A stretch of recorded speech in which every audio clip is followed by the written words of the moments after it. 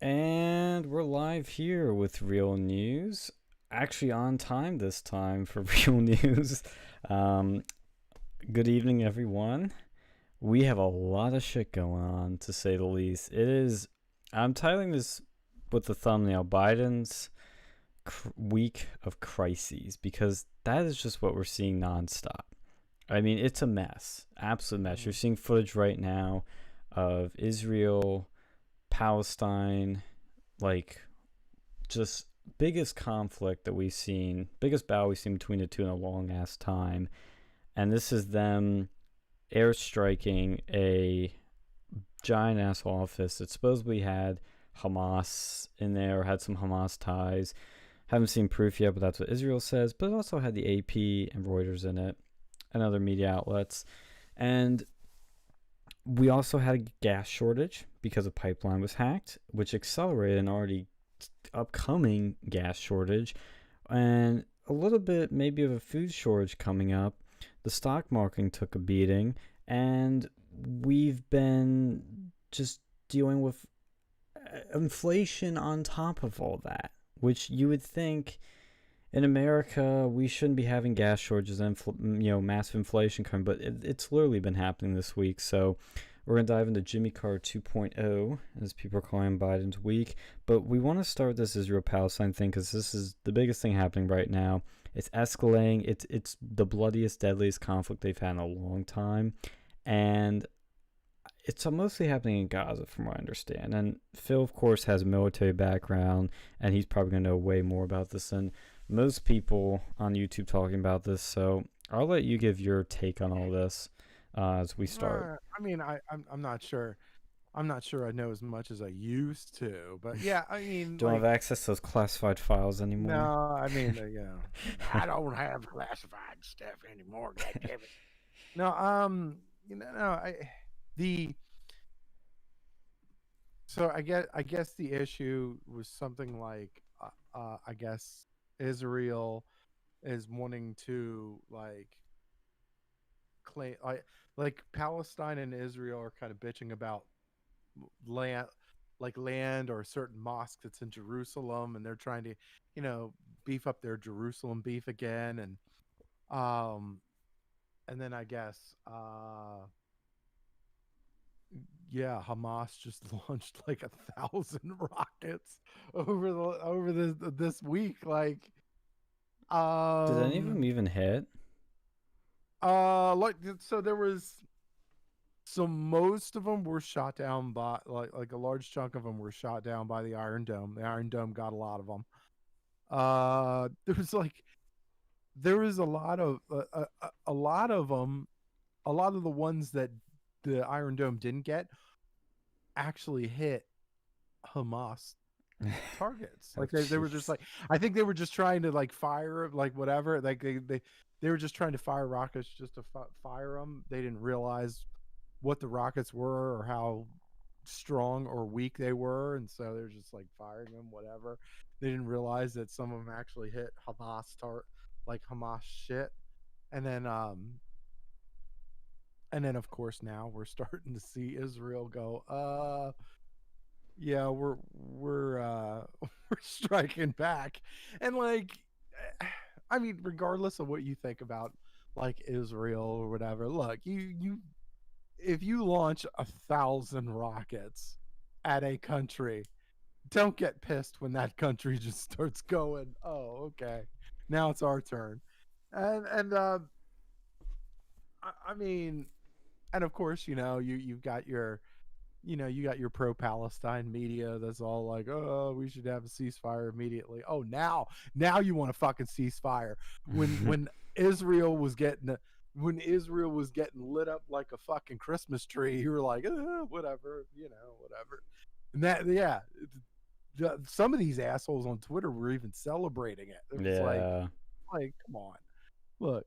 And then so of course, they bomb this building that had, AP, Al Jazeera, um which is owned by I think it's owned by the Qatari government, which Qatar I think is um I think they're trying to respond with um anti-Israel sentiments, it looks like.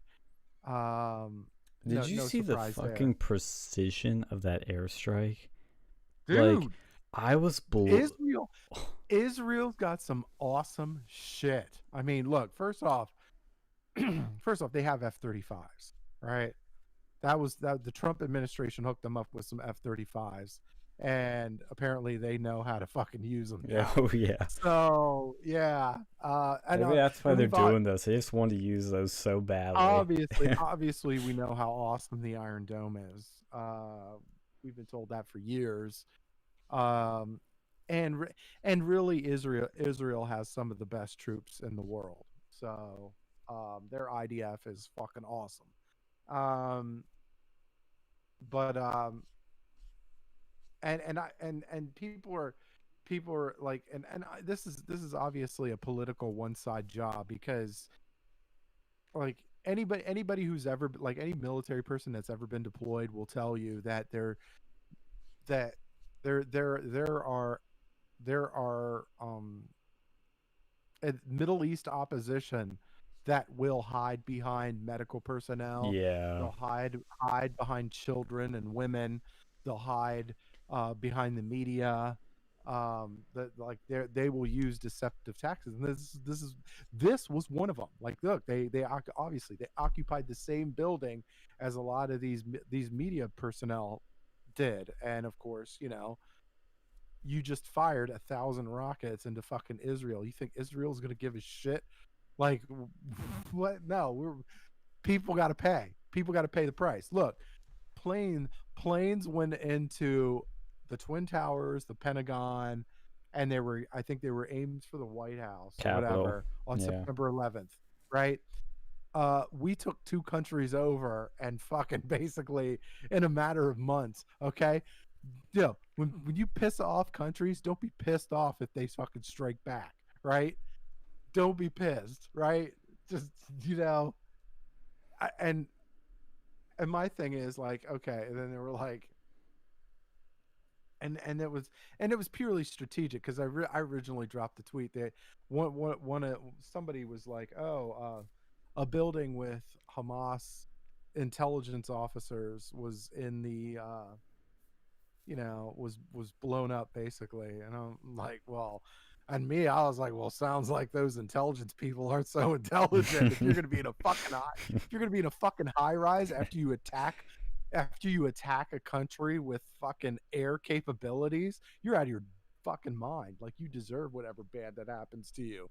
I'm saying, if you're gonna attack somebody, you might want to be like low. Like, you might want to be low ground, maybe underground, maybe something where you're hiding. Like, there's some sort of concealment. Because if those, like, look, if intelligence officers get captured, okay, we used to say that they're weak, but like, if they get captured, they're either spilling the beans, or they're getting tortured in ways that I don't even think Satan himself has fucking figured out yet. But, like, I mean, you need, I don't know, the Hamas is just, I mean, this is, you could tell these are people like the Israel, the IDF. They're well organized. They're well, and they're an absolute marvel from a military perspective. If I was look, I mean, if Dictator Phil was in charge, he would probably get, he would probably have Israeli fucking generals come in and retool our military, because we need some work. Okay, we need some work toward how the military operates. Yeah, I mean, I honestly don't have a side on this, and I'll get into my stance on this in a bit. But just from a, like I said, military perspective, like, well, and I post this footage in our Discord, but when you see that building that they hit today, the rocket, like, goes right where, like, the building meets the ground. Like, it doesn't hit the building, it goes right where the ground is. Like, it's so precise, it's insane. I mean, and so that building comes right the fuck down. Yeah, these are precision missiles. They have they pro they have targets. These targets hit, and they're like it's pinpoint precision. These are usually they're smart missiles, and yeah, whatever they want to hit, they'll hit. Just like that's just like if you remember when Trump Oh, Salmani. waxed a Syrian. No, well, when he waxed, well, that too, but when he waxed a Syrian airfield Yeah, yeah, in yeah. response to the gas attacks, like they all, outside of one, they all hit where they were supposed to hit. Yep. Like a whole bunch of stuff was taken out. Like, look, I mean, this is awesome, awesome shit that we're dealing with, and And might I add too that both America and Israel in those situations warned the people in those buildings and in those areas that, hey, we're coming. We're going to be dropping missiles. And so, like, in that big building, like, the people evacuated. I know in the Syria strikes, we warned Russia, I think, Syria, Israel, and we said, like, hey, we're going to be striking right here. And then, boom, a few minutes later, took it out.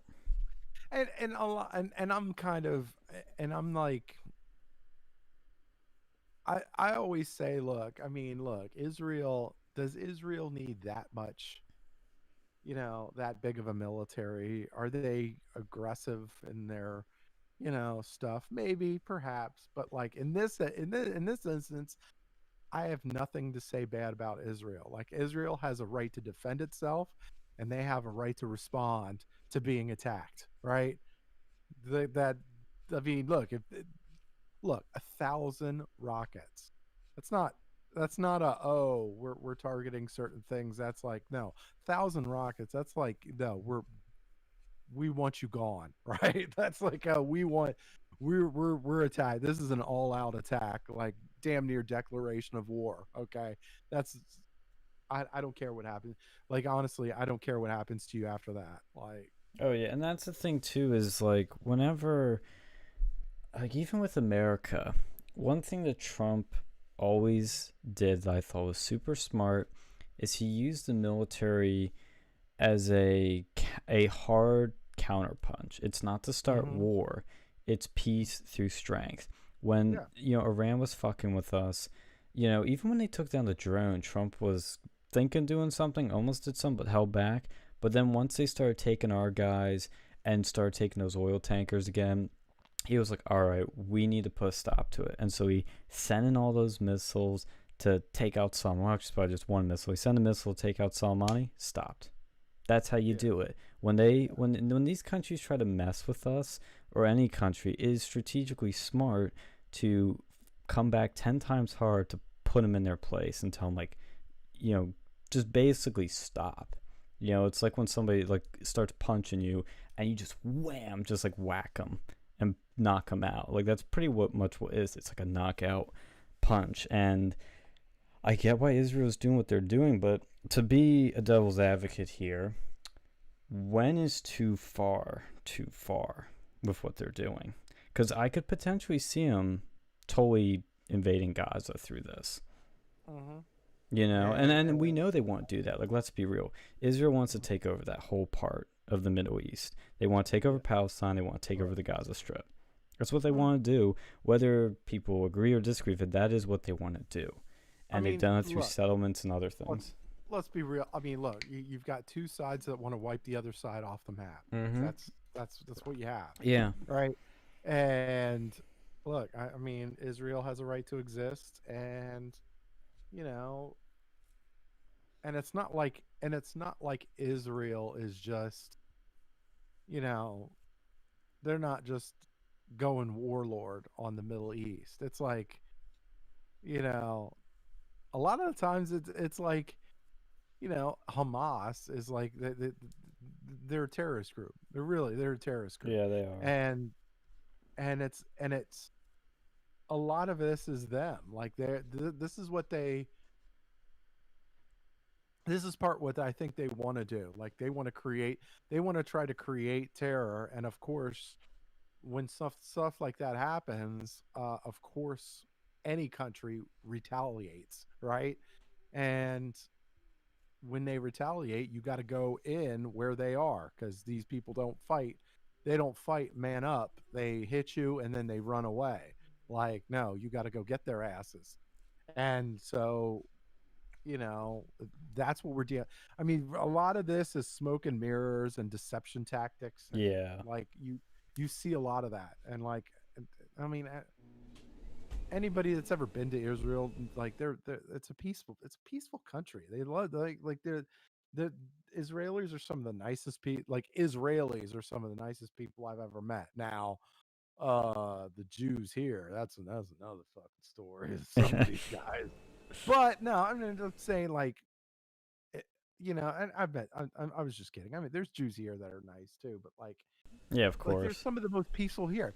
There's some of the most people there's some of the most peaceful people on earth, but Yeah, I haven't heard you of any know, like Jewish terrorist attacks in America. yeah, like no, you're gonna no, you but like if you get attacked, you're gonna fight back. Like, like no, you like your whole job as a country is to defend your people, right? Is to keep your people like, safe. And if that means you got to fight you if that means you got to go into these Hamas places and freaking root these smoke them out of their holes, and too goddamn bad for them. Yeah, and I will admit, like, I know we haven't gotten any evidence if Hamas owned this building, was in this building, whatever. It is extremely likely that they're hiding behind some sort of soft target. They do this all the time in the Middle East. All these Islamic terrorist groups do this, where they will hide amongst children, hide in schools, hide in hospitals, hide in towns with Mhm. ordinary people, so that we don't bomb it and kill civilians. Like, that's what they do, is they hide amongst civilians. But I have to ask myself, like, when I see Hamas, like, they spent all these years to collect all these missiles, and then they fire them at Israel, which has an Iron Dome defense system that's state of the art, one of the best in the world, takes out pretty much all the missiles. Like, are they stupid? I just don't. Part of me wonders, are they just controlled opposition? Like, I don't have any evidence to back this up, but I'm I just like, think could they be so stupid to do this? Because they I know think Israel's gonna part like of blast the this, shit out of yeah, them.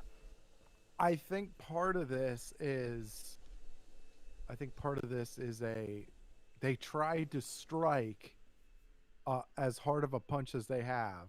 Like Mm, it's that kid that knows that is trying to hit the kid bigger than he is with everything he has. He's trying to go full whale on this kid in hopes that he either gets knocked out or he just like is all of a sudden pussies out and runs away or something like that. They're not but that's I mean that's not going to work for Israel because one, Israel is well equipped to handle itself, and two, Israel has been fighting war, has been in war for the last well fucking hundreds of years. So they're pretty experienced, they're well equipped, they're very good at what they do. Um and they've got some really good weaponry too. Not just the Iron Dome, not just the F-35s. They've got good firearms and firepower too. Like the oh beyond yeah, that, like I mean, you got to be insane. Like you've really got to be insane if you're this small time fucking. And they are. Look, Hamas is very small time, but they are getting funded. They are getting funded by Iran. They're getting yeah, funded by a lot of these other countries, and now it looks like the Bidens are sending Palestinians money too, and uh, but I'll say this: none of this shit was happening when Trump was in I office. know, right? You That's what I know, keep thinking. It's like everything we've been seeing this week and never and he's happened. all like, and he was all like, Biden was all like, oh, I don't agree with it. This is not the right move or whatever. Well, it worked, and your moves did not work. Okay, look at what we're seeing right now. Their shit worked and yours didn't, right? Yeah, So, and then of course you got you've got Elon Omar fucking tweeting about this shit because of course she hates America and fucking hates Israel. And let's be real, if our government and our justice system weren't as corrupt as they are, she'd be in fucking prison, right? Like what seriously, what congressional person is going to be anti-American and like just for the toppling of our fucking government in any other country in the world? Like if she was in any other country in the world and did this shit, like she's in jail. She's in jail. She Yeah. did this shit in Russia, she'd be in prison. She did this shit in China, she'd be in prison. Right? If she was in China and she was in the People's Congress or whatever, and she was like, "Oh, China, fucking Hong Kong, free Hong Kong, blah blah blah blah blah." They were like, "Get this bitch in prison right now, get her Lock in the her up. fucking Chinese prison." Yeah, they're gonna lock her up. It's gonna be it would be her the rest of her short-lived life would be brutal, and like, because I mean, look, yeah, I just I look at that, and then so and I had to look at some of these tweets too. I really had to look at some of these tweets. I'm like, some of these people are fucking insane. Oh, by the way, if you're a Republican, okay, if you're a Republican or you're conservative, and you were not standing for Trump, shut the fuck Mm-hmm. up right now.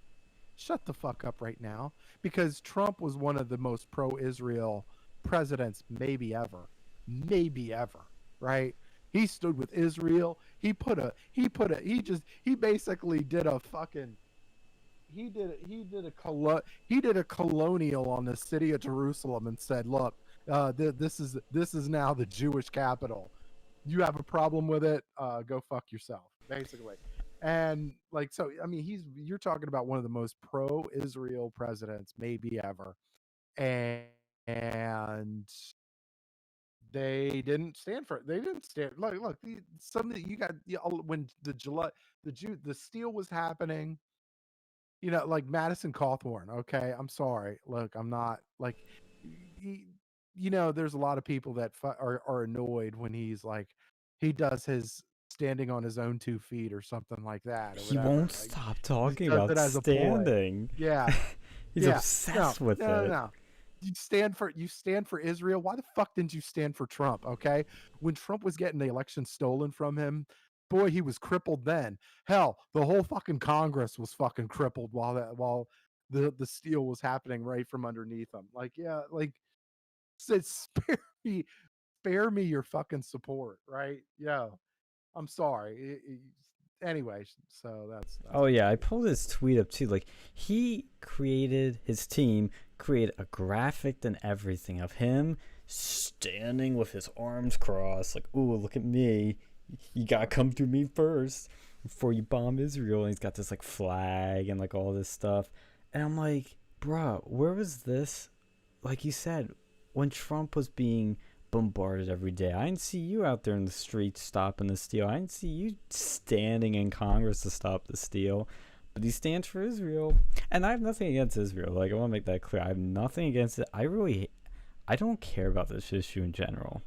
I care about America first, and this conflict is sad, tragic. It's been going on ever since Israel's been created, and I hope it ends. Like I want it to end for peace.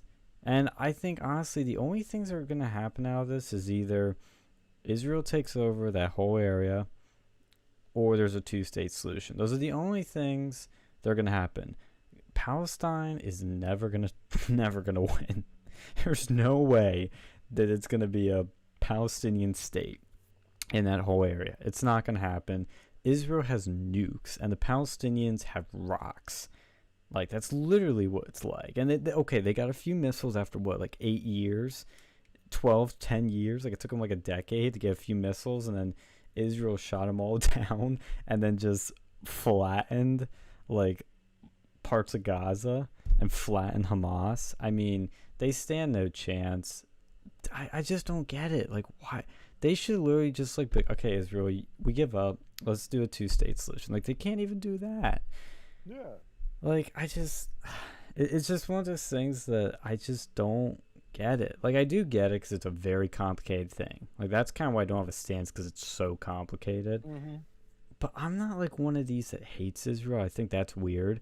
But I also think it's weird when these people, like Republicans specifically, just love Israel to a degree that's just weird.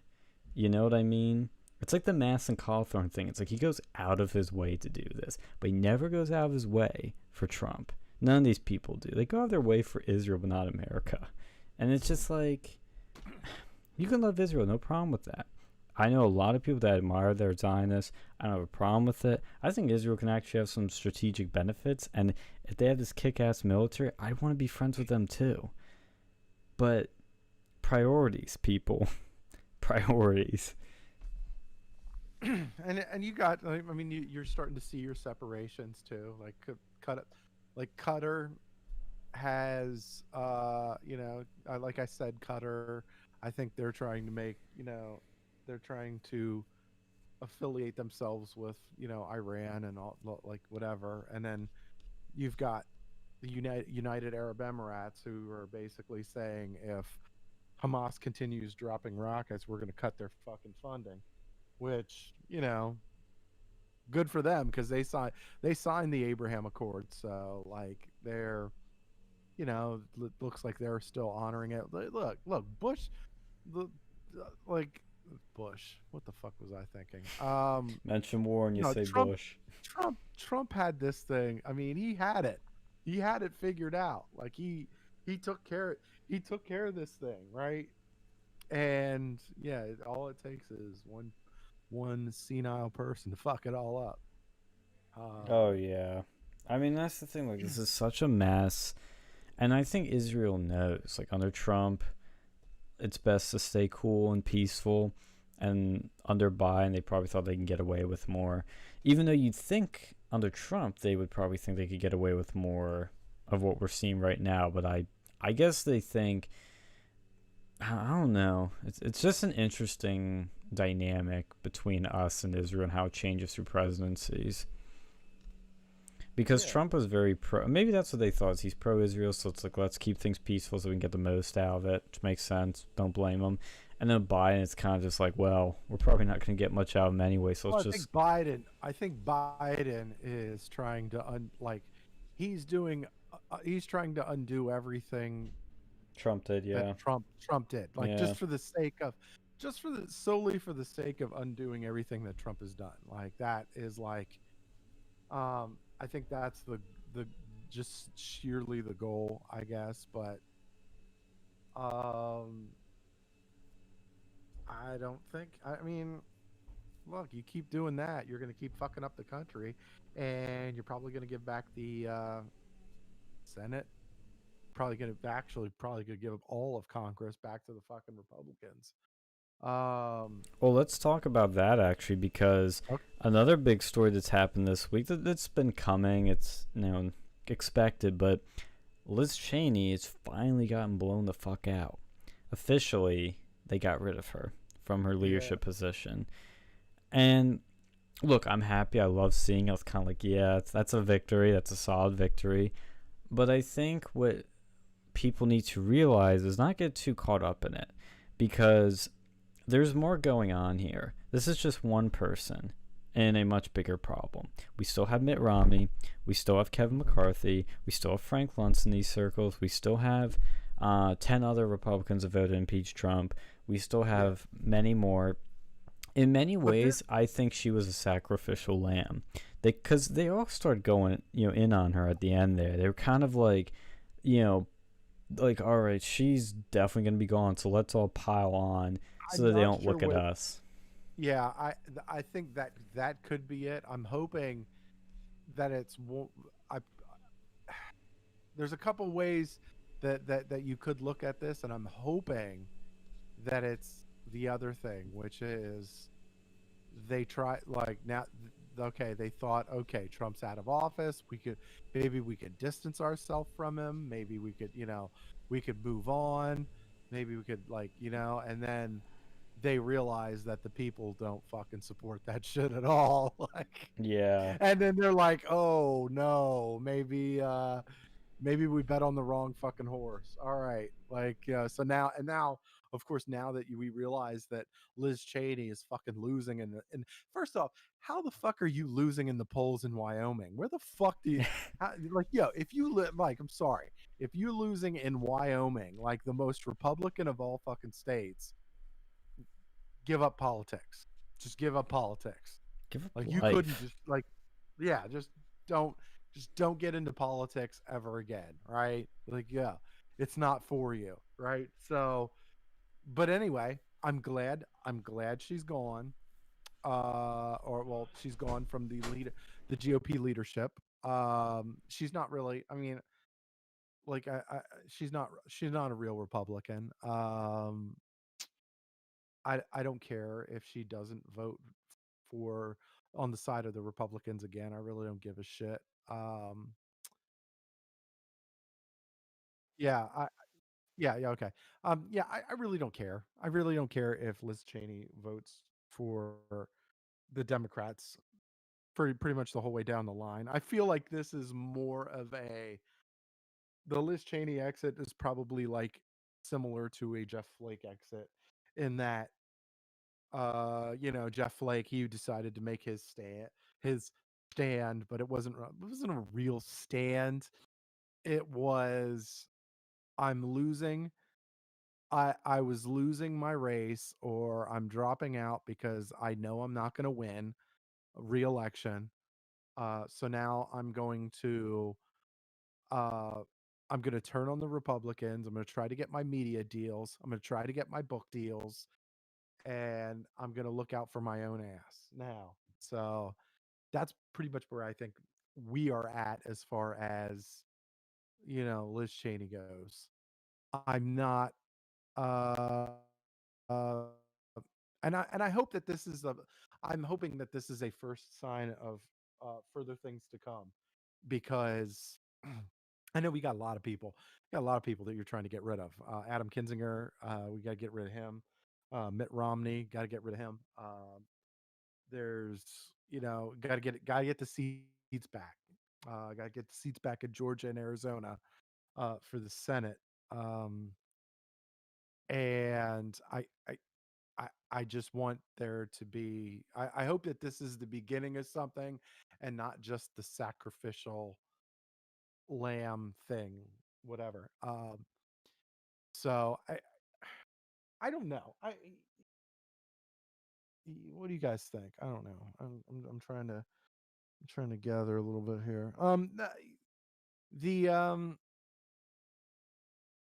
and it's like and you're starting to see these.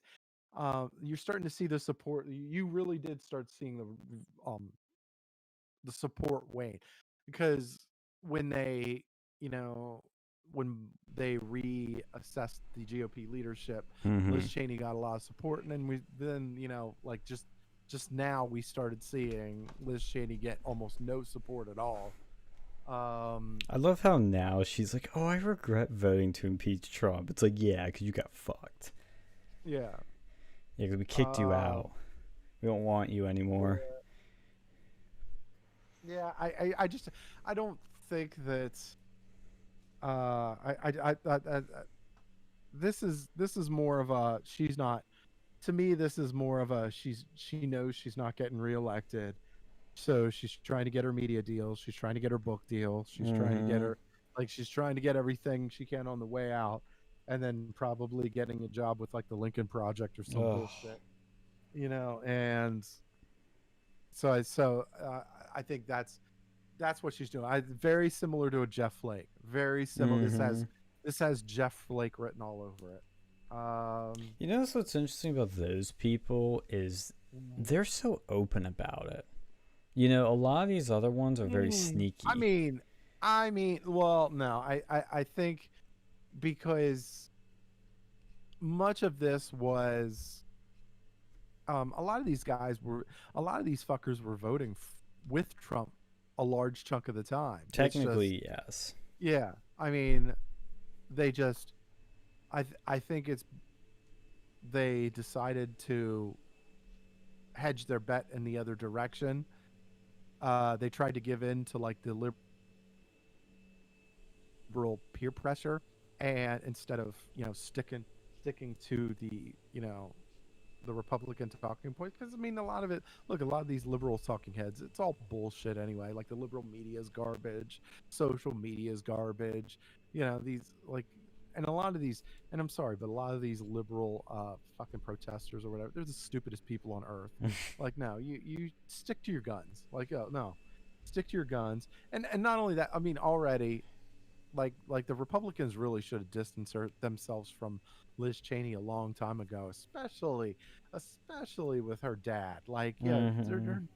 her dad is probably one of the most evil people this world has ever fucking known. Okay, like, they should not. They should have kept a happy distance from her. Like, ooh, yeah. I That's mean, what amazes me is that she's been there this long. yeah, Like it's unbelievable. And I don't know if you look too much in the person that's replacing her, Elise Stefanik, who's gaining a lot of stardom through this. She's interesting. I yeah, am very mixed on my feelings on her because I see some yeah. people I trust promoting her. I see people like Bannon promoting her and Raheem Kassam and To others. me, there's a lot of to me, and maybe I don't know if you see the same thing too, but like I think there's a lot of, and I'm hoping, and again, I'm hoping because she's young, right? She Yeah, hasn't been in office for very long. yeah. She uh she started waning a little bit too. Like she started like when this whole thing was going on, she started kind of waning a little bit too. And I'm hoping that she realized, oh, maybe I should be you know, sticking to to our side, and to hell with these fucking people that are like, and I think I mean, what she's saying is kind of, I don't want to say reassuring, but like, She's saying the right things. she's striking the right notes, right? Yeah, At and least, that's why I'm a little sus, is because her voting yeah. record doesn't fully align with it. Like, she Look, voted yeah, against the wall, which is a but big I think thing. right. So this is yeah, that's I'm hoping that she's kind of like, maybe I'm hoping that she's like learned her lesson maybe, and like, because there's, you get into office and you're like, okay, she is in New York too, so I mean, there's, Yeah, let's, it's true. That's a good I point. mean, there's a lot of like, but yeah, I'm hoping, but like I was saying before, I hope that this is the beginning of like this is the beginning of something, and not just a sacrificial lamb, because we got Yeah. people that need to get the fuck out. Like Oh, yeah. That's what 2020, this we need midterms is all going to be about. right. And it's going to be exciting because it's going to There's be a people, civil war. there's people I never want to see again. Well, let's name some of the people that we never want to see Ooh, again in let's Congress. do that. Let's do that. Um, Let's start our hit list. okay. So we're starting with Mitt for me, Romney. Mitt Mitt Romney. Romney, Get of him the fuck course. out. I want to see Liz Cheney gone. Not. I mean, she's gone from the leadership. I just want to see her gone from Congress. Yes. Uh, I really don't care if she works for the Lincoln Project. I don't give a shit about that. Adam Kinzinger, I want him gone Oh, too. oh, gone. Uh, Lisa Murkowski, I want her Ooh. gone too. Let me see. I'm trying to pull Who up like an else? interactive like list of people in Congress. So, I guess Democrats don't really count in this list, but I do I want to don't see mind them. Raphael Warnock gone in the 2022 election. Yeah, that's true. The It'd be guy in nice. Georgia. It'd be nice if Kelly got voted out. I don't know if that is going to be possible, because you're going to need, that is going to be contingent on who runs against him. Like he's going to need, like, if you're going to get rid of Kelly in Arizona, you need to get somebody worth a damn. Because Martha McSally, holy god, she's Gosh, she's fucking awful. terrible. I hope she never gets into politics again. But yeah, they need to run somebody at least somewhat deep.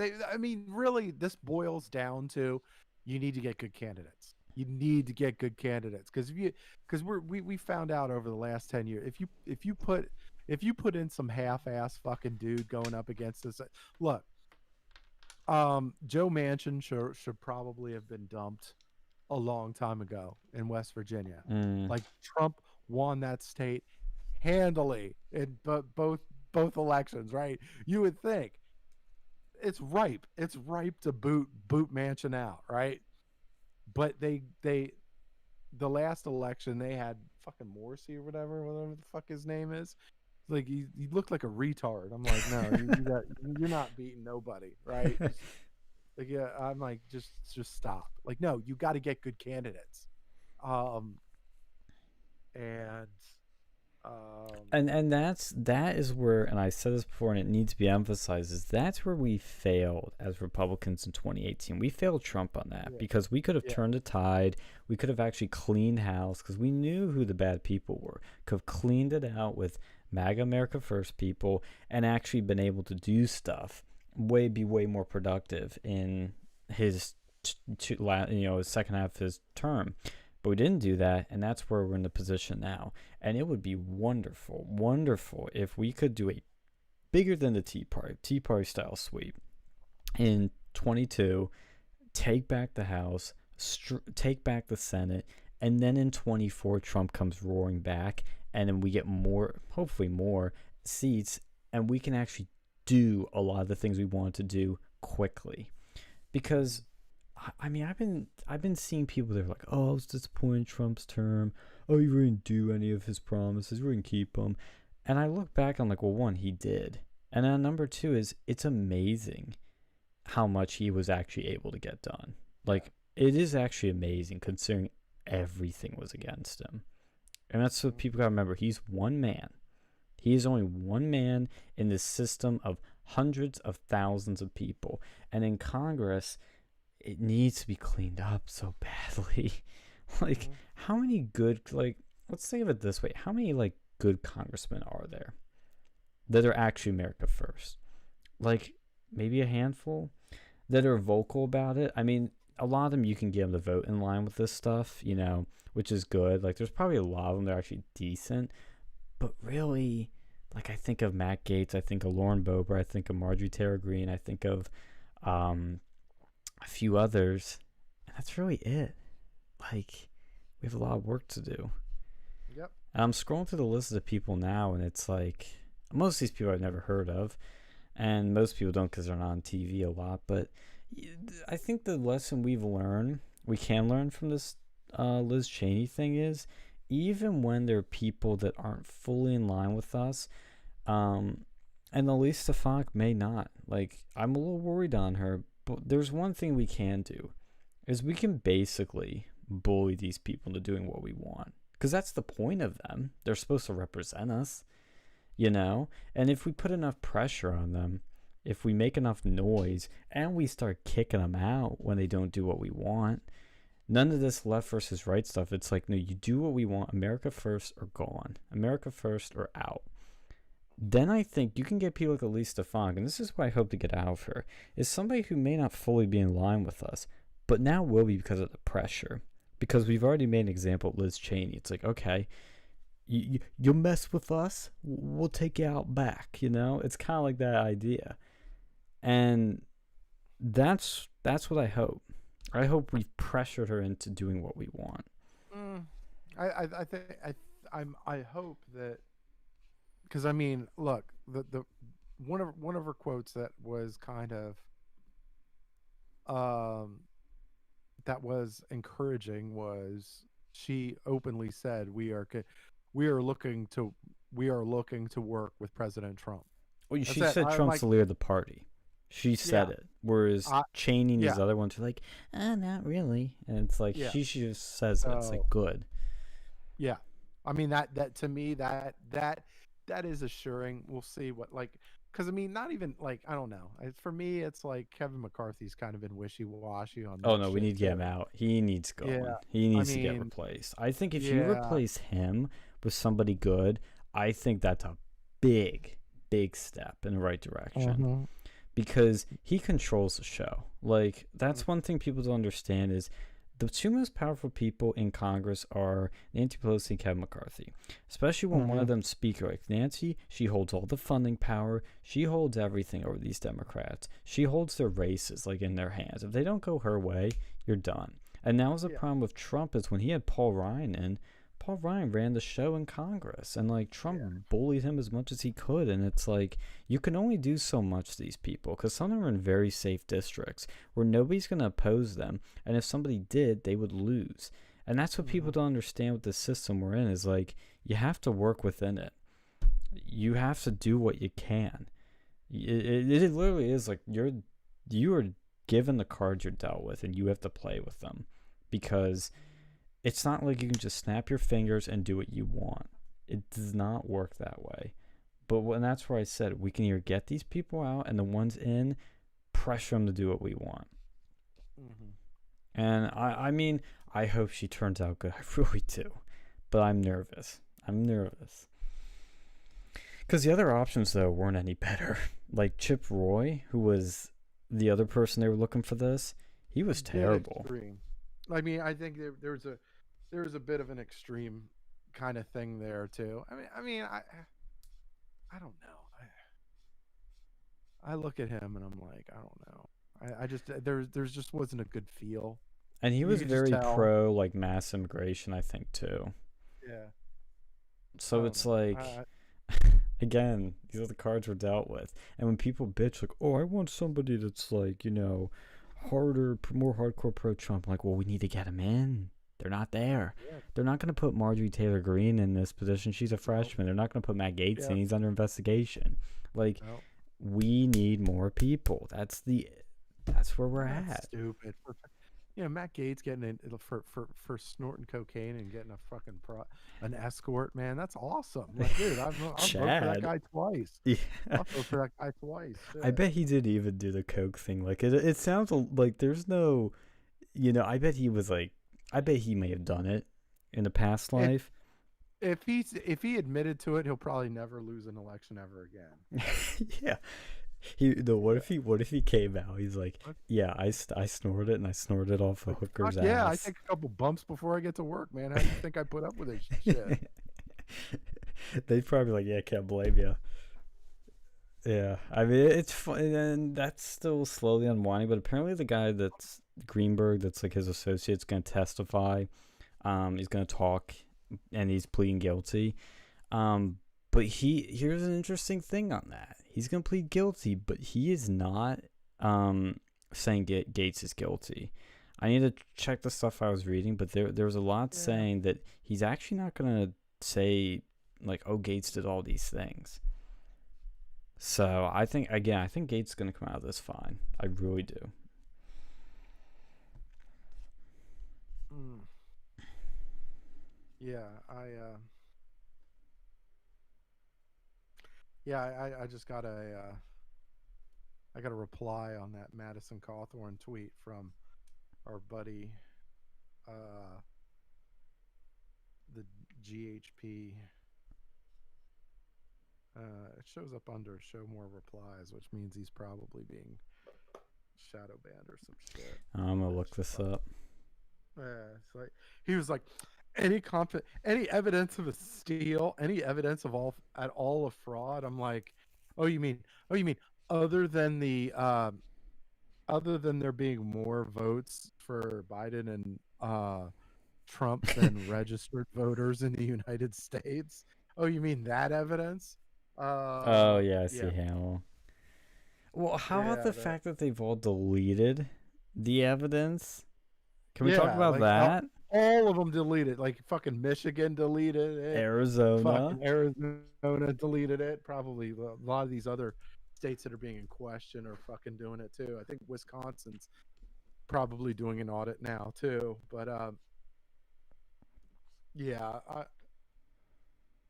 it's not that there isn't evidence. It's just not being enforced. Like nobody wants to enforce it. Like that ultimately that is the problem with most, even crime as a whole. Like, yeah, because you know nobody wants to do the work, or nobody wants to face the backlash, nobody wants to do nobody's going to do what's right because there's no incentive for them to do what is right. Like, so,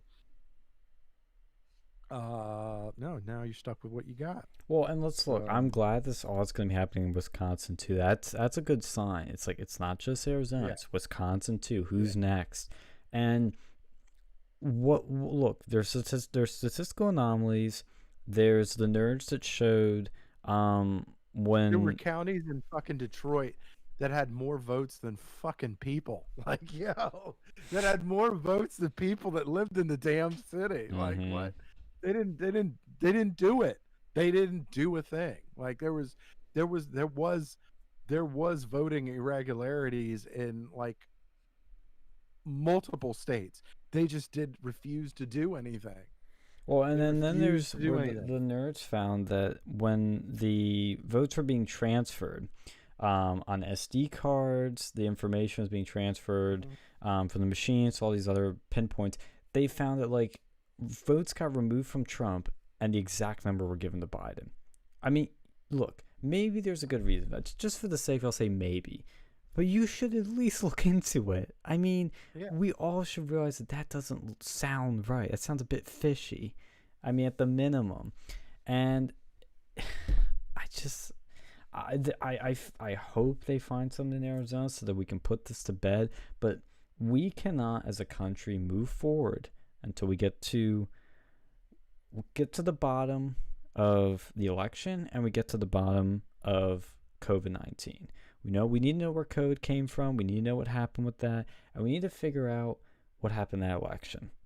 If it was stolen, if there were enough votes Yeah. fucked with, because people are so divided because we cannot agree upon facts. We all have our own set of facts. And I if we mean, can't this. get to the bottom of these things, we can't move forward. We're just Yeah. going to get worse. So Yeah. I tell people, just for the sake of bringing people together a little bit, we You should all can't be for these audits. you can't honestly tell a person that their vote counts with all this shit hanging in the wind, right? Yeah. You We got can't. to the bottom Like, of you the can't. Russian meddling, but we can't get to the bottom of this, can we? Yeah. There was no Russia meddling. If anything, like, yeah, and that's another thing. What? So China meddling in our elections is cool, but Russia not? Okay, cool. Mm-hmm. Thanks. But yeah, and but yeah, we look, Biden, it might be he's on his way to becoming worse president than Jimmy Carter, and he's He's only only been getting in. started. It's only May. Like, what is it? It's mid-May, Well, were you fall? I mean, I know right? I You was. remember? Oh, fucking What was that? Jimmy Carter was bad, bad. Oh my Mm-hmm. God, terrible. Especially like he was the one that let in all those fucking people when Castro kicked all of those fucking Yeah. criminals out of Cuba or Yeah. whatever. Yeah. Oh my God, what a terrible. He was the one that like and I'm like that was letting all that crazy shit in Florida and fucking just looking the other way.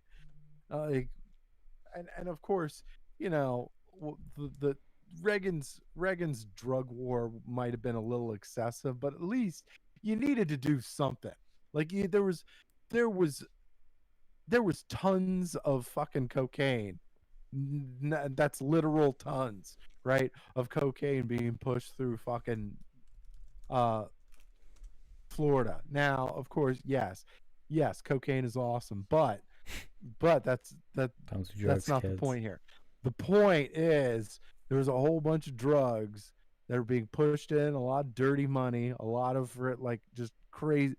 There's just a lot of dirty shit going on, and people were getting a whole ton of fucking people were getting killed, right? Violence was going through the roof.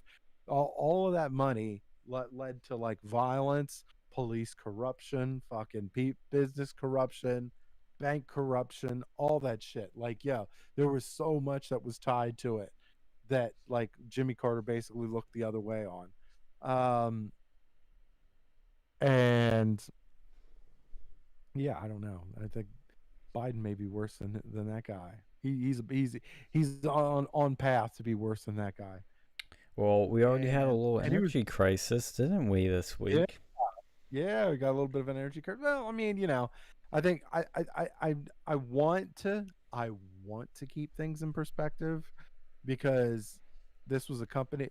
Basically, what had happened was there was a petroleum shipping company that got their shit hacked.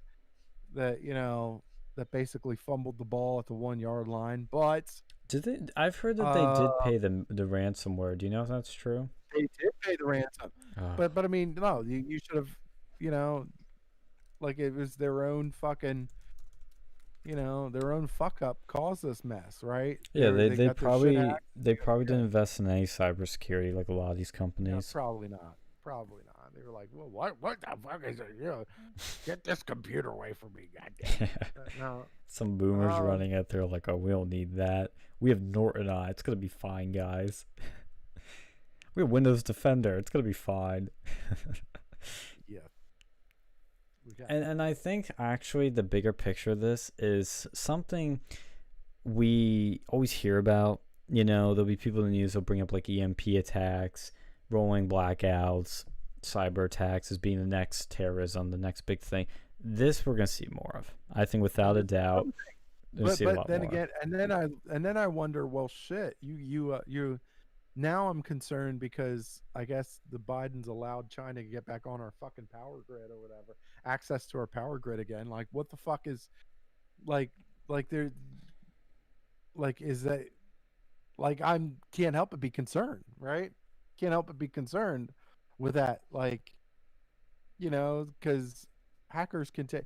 That's the problem. Like with the hackers can take out your freaking your power grid basically, and can fuck you completely. Like, look, and we're seeing if something little like this is gonna cause this much fucking shit, Oh okay, yeah, what would happen? What would happen if a power grid got taken out, like yeah, hacked and taken? which will happen one day. I It's mean, possible. look at and I look. I was one of the people sounding the alarm on this because I thought it could be a bigger thing. There's never a guarantee because they were saying it'd be fixed by the end of the week, and we know why they knew that now. Mm. Now it makes sense because they were able to somehow get $5 million together to pay for this, which that's a little sketch. I don't know where they came up with that, but they paid a $5 million ransom. This could have gone on way longer, and I was afraid it was going to, and I bet that's why they paid the ransom is because they didn't know how to fix this, and they probably this was going to go on for longer, and that's why they paid the ransom. And what does that do? That tells us that the cyber terrorists, the hackers, this works. We can do it again. We can make a lot of money from it, Mm-hmm. and they'll keep doing it. It won't be maybe nations doing it because they first started blaming Russia, as everything bad that happens gets blamed on Russia. Oh, Biden stubbed his toe. Must have been Russia's fault. Uh, No, Biden a couldn't lot of go up this, the stairs. Russia. But it if wasn't. anything, my guess would probably be China, North Korea, or something like that, because a lot of this affected the southern states. Like it hit the southern states the Well, and hardest. the East Coast, like it was hitting Virginia Yeah, really bad. It was getting into New Jersey, Delaware. states below the Mason-Dixon line. You got your Virginia, North Well, Carolina, New Jersey and Georgia. Delaware were Mid-Atlantic, East Coast. Yeah, I mean, yeah, it does mostly hit the South, but because that's where the pipeline connects to all these states, and that's why we were kind of lucky, is because most yeah, of our gas didn't come from there. But it was starting like there was panicked buyers, which can help create a shortage. Um, but what people don't understand, what the bigger picture of a pipeline being shut down is, okay, you don't have gas for your car, but what about tanker trucks that deliver gas to other places? What about trucks that deliver food to your store? What about all these other trucks that we use to deliver all kinds of things in America? Can't go anywhere.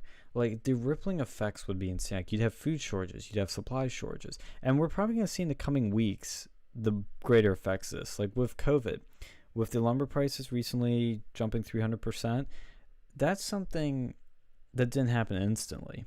It's because the sawmill shut down during COVID, and they had a large supply at hand. So, they go through that supply. But once the supply meets the demand, which it did a few months ago, and now this demand was exceeding the supply, that's when your shortage happens. And we could Mhm. see that happen with this. Is like, yeah, we're fine for now, but we're behind. The supply is behind. The food supply might be a little bit behind. The gas supplies might be a little behind. And then and I think that's what's going to happen. The summer shortage that we're expecting, this kind of accelerated it, and it's probably going to hit a little sooner, hit a little harder. And it's just a disaster. Like, this didn't happen under Trump. And I love the White House's response. Oh, they're a private company. We can't tell them what to do. Because they're asking if, oh, are you going to should they pay the ransom? Oh, well, they're a private company. We shouldn't tell them what to do. So yeah, like so criminal act is being done, like and there's no real response to that. I No. didn't know the Biden administration was a libertarian organization or administration now. Like, oh, they're just private companies, guys. They can do what they want. We Now don't I have know any say. it's gotta be like something like it's got to be a pro Democrat fucking company. Like Yeah, it's so gotta be. shady. But yeah, they pay the ransom to Dark Side Ransomware, which does this for money. Yeah. And I mean, is it me? Am I alone here that this time that we're living in the COVID time has made me a doomsday prepper? Am I alone on that? Am I No. alone? I can't be. I told you I've been looking up all kinds of crazy shit. Like, I've been doing it for months now. Like I was looking up the food prep stuff and like Yeah, baby. Infowars.com. no, yeah, because no, I'm not gonna mention the company's names because they need to pay us first. But Yeah, they need to be a sponsor. I'd be glad to sponsor them if they fucking hook us up, Yeah. give us a little piece of the pie. Um, yeah, I was looking up like there's certain things that I was looking up with in regards to like water and and food, water, you know, certain like solar type shit. I was actually looking up some solar type stuff too, but 'cause you got to generate some kind of power. Like if you're That's what I've been thinking about too. yeah, 'cause Self-sustaining home. 100% self-sustaining. we're going full Ted Nugent. Let's go, baby. Yeah. No, Cat scratch fever here.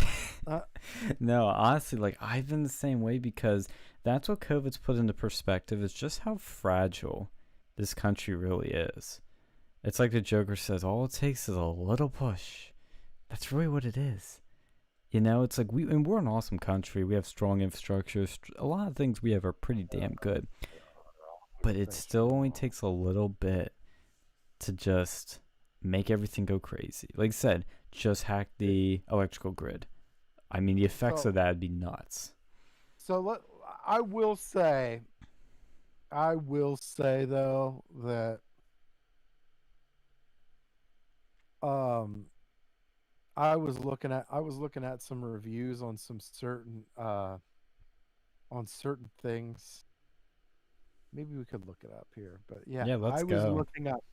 I was looking up reviews for um luxury shit like for like a vacation to Dubai, right? Oh, have you seen the prices on vacation stuff? Holy shit. So look up um look up Emirates first class cabin because I'm telling you, the first class cabin seats are fucking nuts. And I was looking up because they have like I was looking up one of the seats and it might have been an Etihad airline going like but going to Qatar, but going to Dubai, it's like I think the seat is like $20,000, Jesus. and it's basically a cabin for you. Like it's got a lobby. Wait. Let me see here. No. The seat that I was thinking of, it has it has like two TVs. It has uh can we look up on see um I'm on the one their side. There's like a Boeing 777 one. no, the Airbus 380, The A380. Yeah. that's like the premier holy shit one. Like here, hold on. I see you got Yeah. the drink cabinet there. Yeah, you got the drink cabin, you've got the yeah, that's the cabin, that's you. It spreads out into a bed. That seat spreads out into a bed. Oh. Uh a shit ton of leg room. Yeah, I Let's see see the here. bed now. Yep. I remember And when it's the YouTuber Casey Neistat went on these once. I yep, think he went something yep. similar. I think that the Etihad Airlines seat was a little bit more like that. That one had like it had a lobby, like it had a lot for one person. It had like a lobby. It had a it had like a hallway, and to the left of it, or Yeah, you I had see it. a personal bathroom with a fucking shower. Jesus. Um, and then you had a double bed basically. Hmm. This one is more I think this one's more um less private shit. Like that one is a bigger, I think that's a bigger one for like the first class, but it's got like a lot of premier holy shit amenities to it. I think it Dude, looks like this is it's got a beyond shower first and it's class. yeah, I mean it's incredible. Uh Not only that, it has a full bar. Like the first class Oh area yeah, I see area, that. it has a full bar. You've got like, you know, you've got like course meals and shit, like just very, your dining is like a fantastic. Um, so yeah, that nuts, just nuts, nuts and fucking luxury. That makes you think, you know what? Maybe Bernie Sanders is right. No, I'm just kidding. I'm kidding. Yeah, I want a Um, piece of that. yeah, like so then you get there, right? So then you get to Dubai, and here, look up the Burj Al Arab, right? Look up the Burj Al Arab. It's a hotel that looks like a sail, right? It looks like a sail, and it's on the Palm Jumeirah, which is like these man-made islands in Dubai. That's that Is looks that like the a one with the palm tennis tree, courts? basically. Burj, Yeah, Burj Burj Al Al. Arab. Yep. And then yeah. So that's the only 7-star hotel in the world, Seven right? star? 7-star hotel in the world. It cost $1 billion to make. Jesus. Yeah, there's like 24 karat gold almost everywhere. There's there's like a crazy looking infinity pool to it, and like all the crazy, I just crazy shit. They have Rolls Royces they could pick you up in from the airport and shit. Like it's disgusting. Just I disgusting. was gonna say it's like at a point where I'd feel bad like doing Yeah. this. I was looking up prices for shits and giggles, and the so October for the months of October, I think it's like October through April. That's like the time to go because it's like the cooler season, and you know, in Dubai it gets like crazy fucking hot. Um, but yeah, the cheaper rooms were starting at $1,600 a night. Oh yeah, that's That's cheap. cheapest room, cheapest room. I was looking it up. There they have a 3-bedroom suite, which is like 7,200 square feet, which is bigger than most people's houses. Um, and that went for around. I want to say that went for around like 9,200. I was a night, and that's per night. Um, so yeah, there's like, you look at that. There's like 20. They're saying, oh, that's towards 24 karat gold everywhere. Like it's just luxury, luxury, luxury.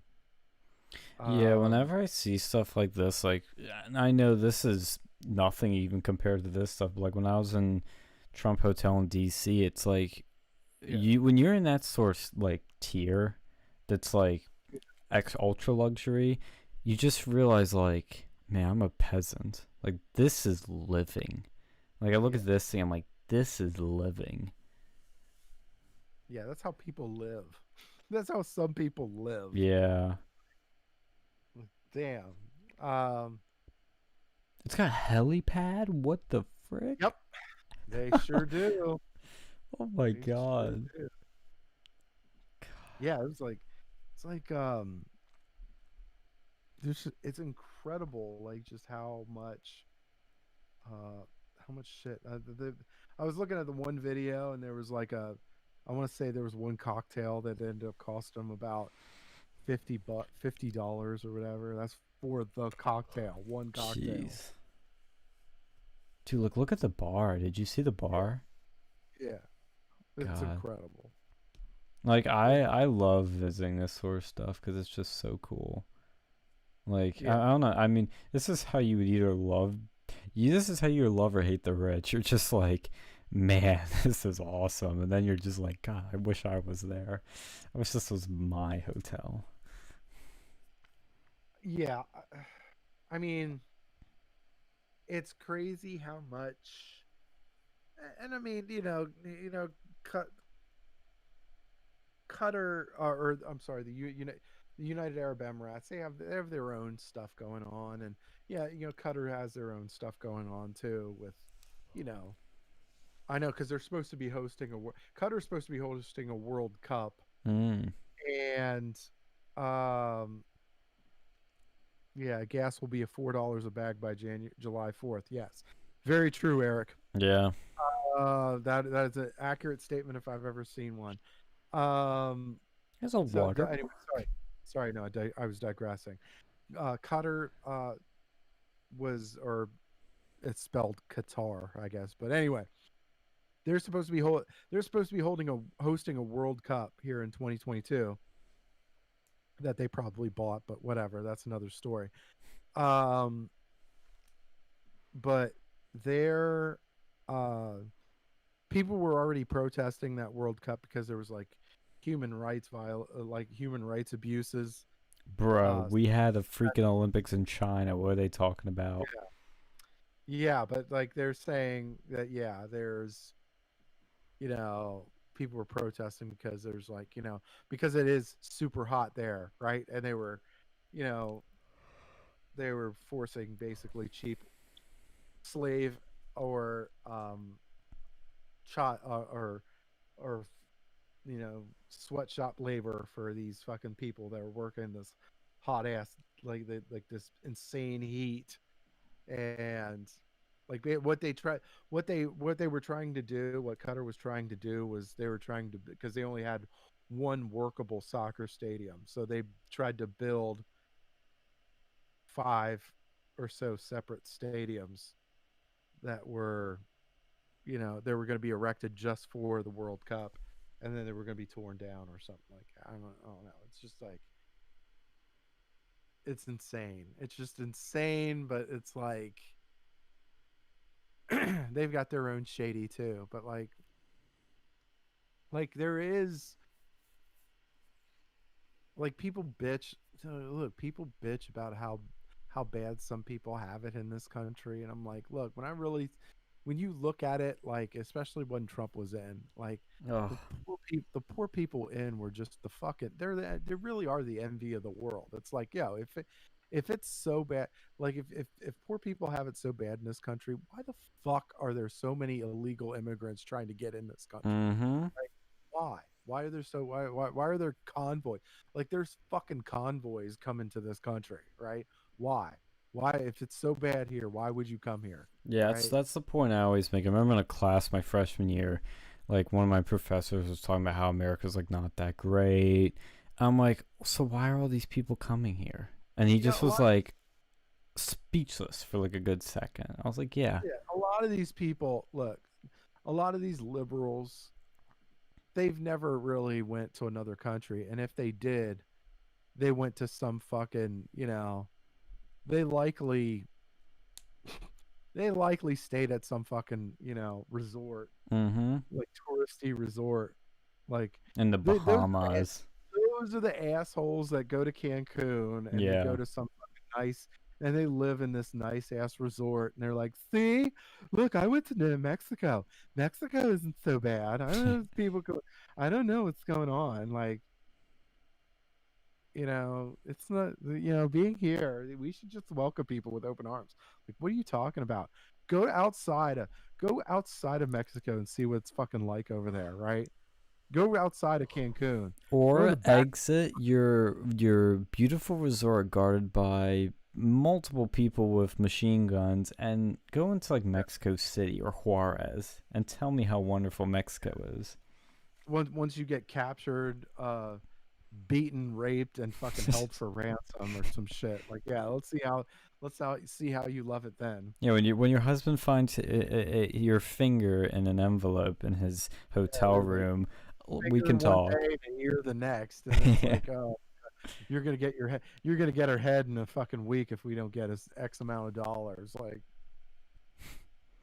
Yeah, and Like Mexico too. Like that's a good example of a country. It's like, I mean, it's our neighbor, and it couldn't be a bigger contrast. I mean, they have territories controlled by cartels. Like that country isn't like a country. It's like five different countries that cartels own, and then they own the governments, they own the cops, they own everything, and it's a yeah, mess. They probably rigged the shit out of their elections. yeah, but I mean, I don't know.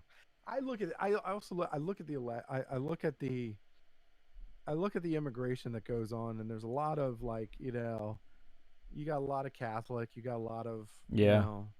religious, you got a lot of religious people that come over here, and I'm always, and one of the reasons that I'm always like, and that I'm always saying that we have to continue educating people, you know, about conservatism, or Republican values or conservative values. We have to continue. Well, one, nobody else is going to do it. Like, you're not going to get it from MSNBC or CNN, or you're sure as fuck aren't going to get it from the people that are running this country with the Democrats and all that shit. You're not going to get it from the schools. You're not going to get it from anywhere out. Like, you're not going to get it from schools. You're not going to get it from social media. You're not going to get it from the media. You got to get it from, like, people. Like, you got to get it from us. Like, it's got to come from us. Mm-hmm. Like, because there's a lot of people that if they knew what conservative values were, they would be conservative. Like, no doubt in my mind. So, Oh yeah, and we've talked about the Hispanic vote before, but it's one of those demographics that I think I mean, I don't want to say it gets under like appreciated or anything, but like conservatives, we were able to get 1.40% of their vote. Trump got like what 35% of their vote, something crazy, way better than mhm. anybody else before. And they're deeply religious. They are, because you always get this cliche thrown around of like, oh, X group is naturally conservative. Like they're the one group that I would say like you could actually probably make a solid argument that they're naturally conservative because religious, very machismo. That's where a lot of Hispanics come from. Cultures are very masculine. They're drawn to strongmen like Trump. Hardworking, They're very hardworking hardworking. Yes. entre- entrepreneurs. You got a lot of people that want to have their own small businesses and are working to try to, you know, work with their own business to make a life for themselves and their family. Oh yeah. Um, Well, it's like a lot of the Democrats still bring people in that that do suck off the social programs, that suck off welfare and all that shit. But there are a lot of Hispanics that do come here to work, and like you see, yeah, like even the illegal labor, they'll fucking work. Like, and I yeah, think it's a double-edged sword when they bring them in because, I mean, if they bring them in mass and they're bringing third world tier people from any country, they could easily change the population, change the vote, and have a Democrat rule for like one party rule forever. They could do that, but they could also bring enough working class people in, people that want to work, and they're not going to be really voting Democrat. I mean, initially they might, but after some generations, could change quickly. And Yeah. That's what you're gonna see. Like, look at the ones in the Cubans, for example, in Florida. Yeah, they're not most Hispanics, but it just shows that these groups are not monolithic, as people like We to have, think they are. but this is what I'm saying. We have to continue to educate people. Like we have to continue to educate people because it's not going to come from anywhere else. It's really not. And if it doesn't come from anywhere else, eventually these people are going to be brainwashed. Because I mean, look, studies have shown even with the smartest of people, if you say something over and over again, regardless of how much they disagree with it, so many people will eventually adopt whatever it is. It's like um it's like the first time you hear a new song on the radio, right? And you're like, "Oh wow, this song is total shit." And then like once they play it over and over again, then it's like, "Oh, it's not so bad. It's not that bad." And then you hear it in a club or whatever, and then it's like, "Oh wow, this is actually it's not that bad." Like this, it's a mental thing. They're trying to condition you into adopting this bullshit, right? Obviously, like look, you see in MSNB, or you see it on NBC, right? The it's apparently Asian and Pacific Islander month, right? Yeah. That's what they're selling, right? They're like, oh, stop Asian hate, stop all that stuff. I'm like, look, uh, have you seen Twitter? I bet I've seen some of the things I've seen on Twitter are Asians getting their asses whipped by not white people. Okay, Mm-hmm. people and not what and not Republican areas, right? Yeah, How have you about seen any you? Proud Boys throwing punches at any of these people? Have you seen No, Trump supporters beating up no, Asians?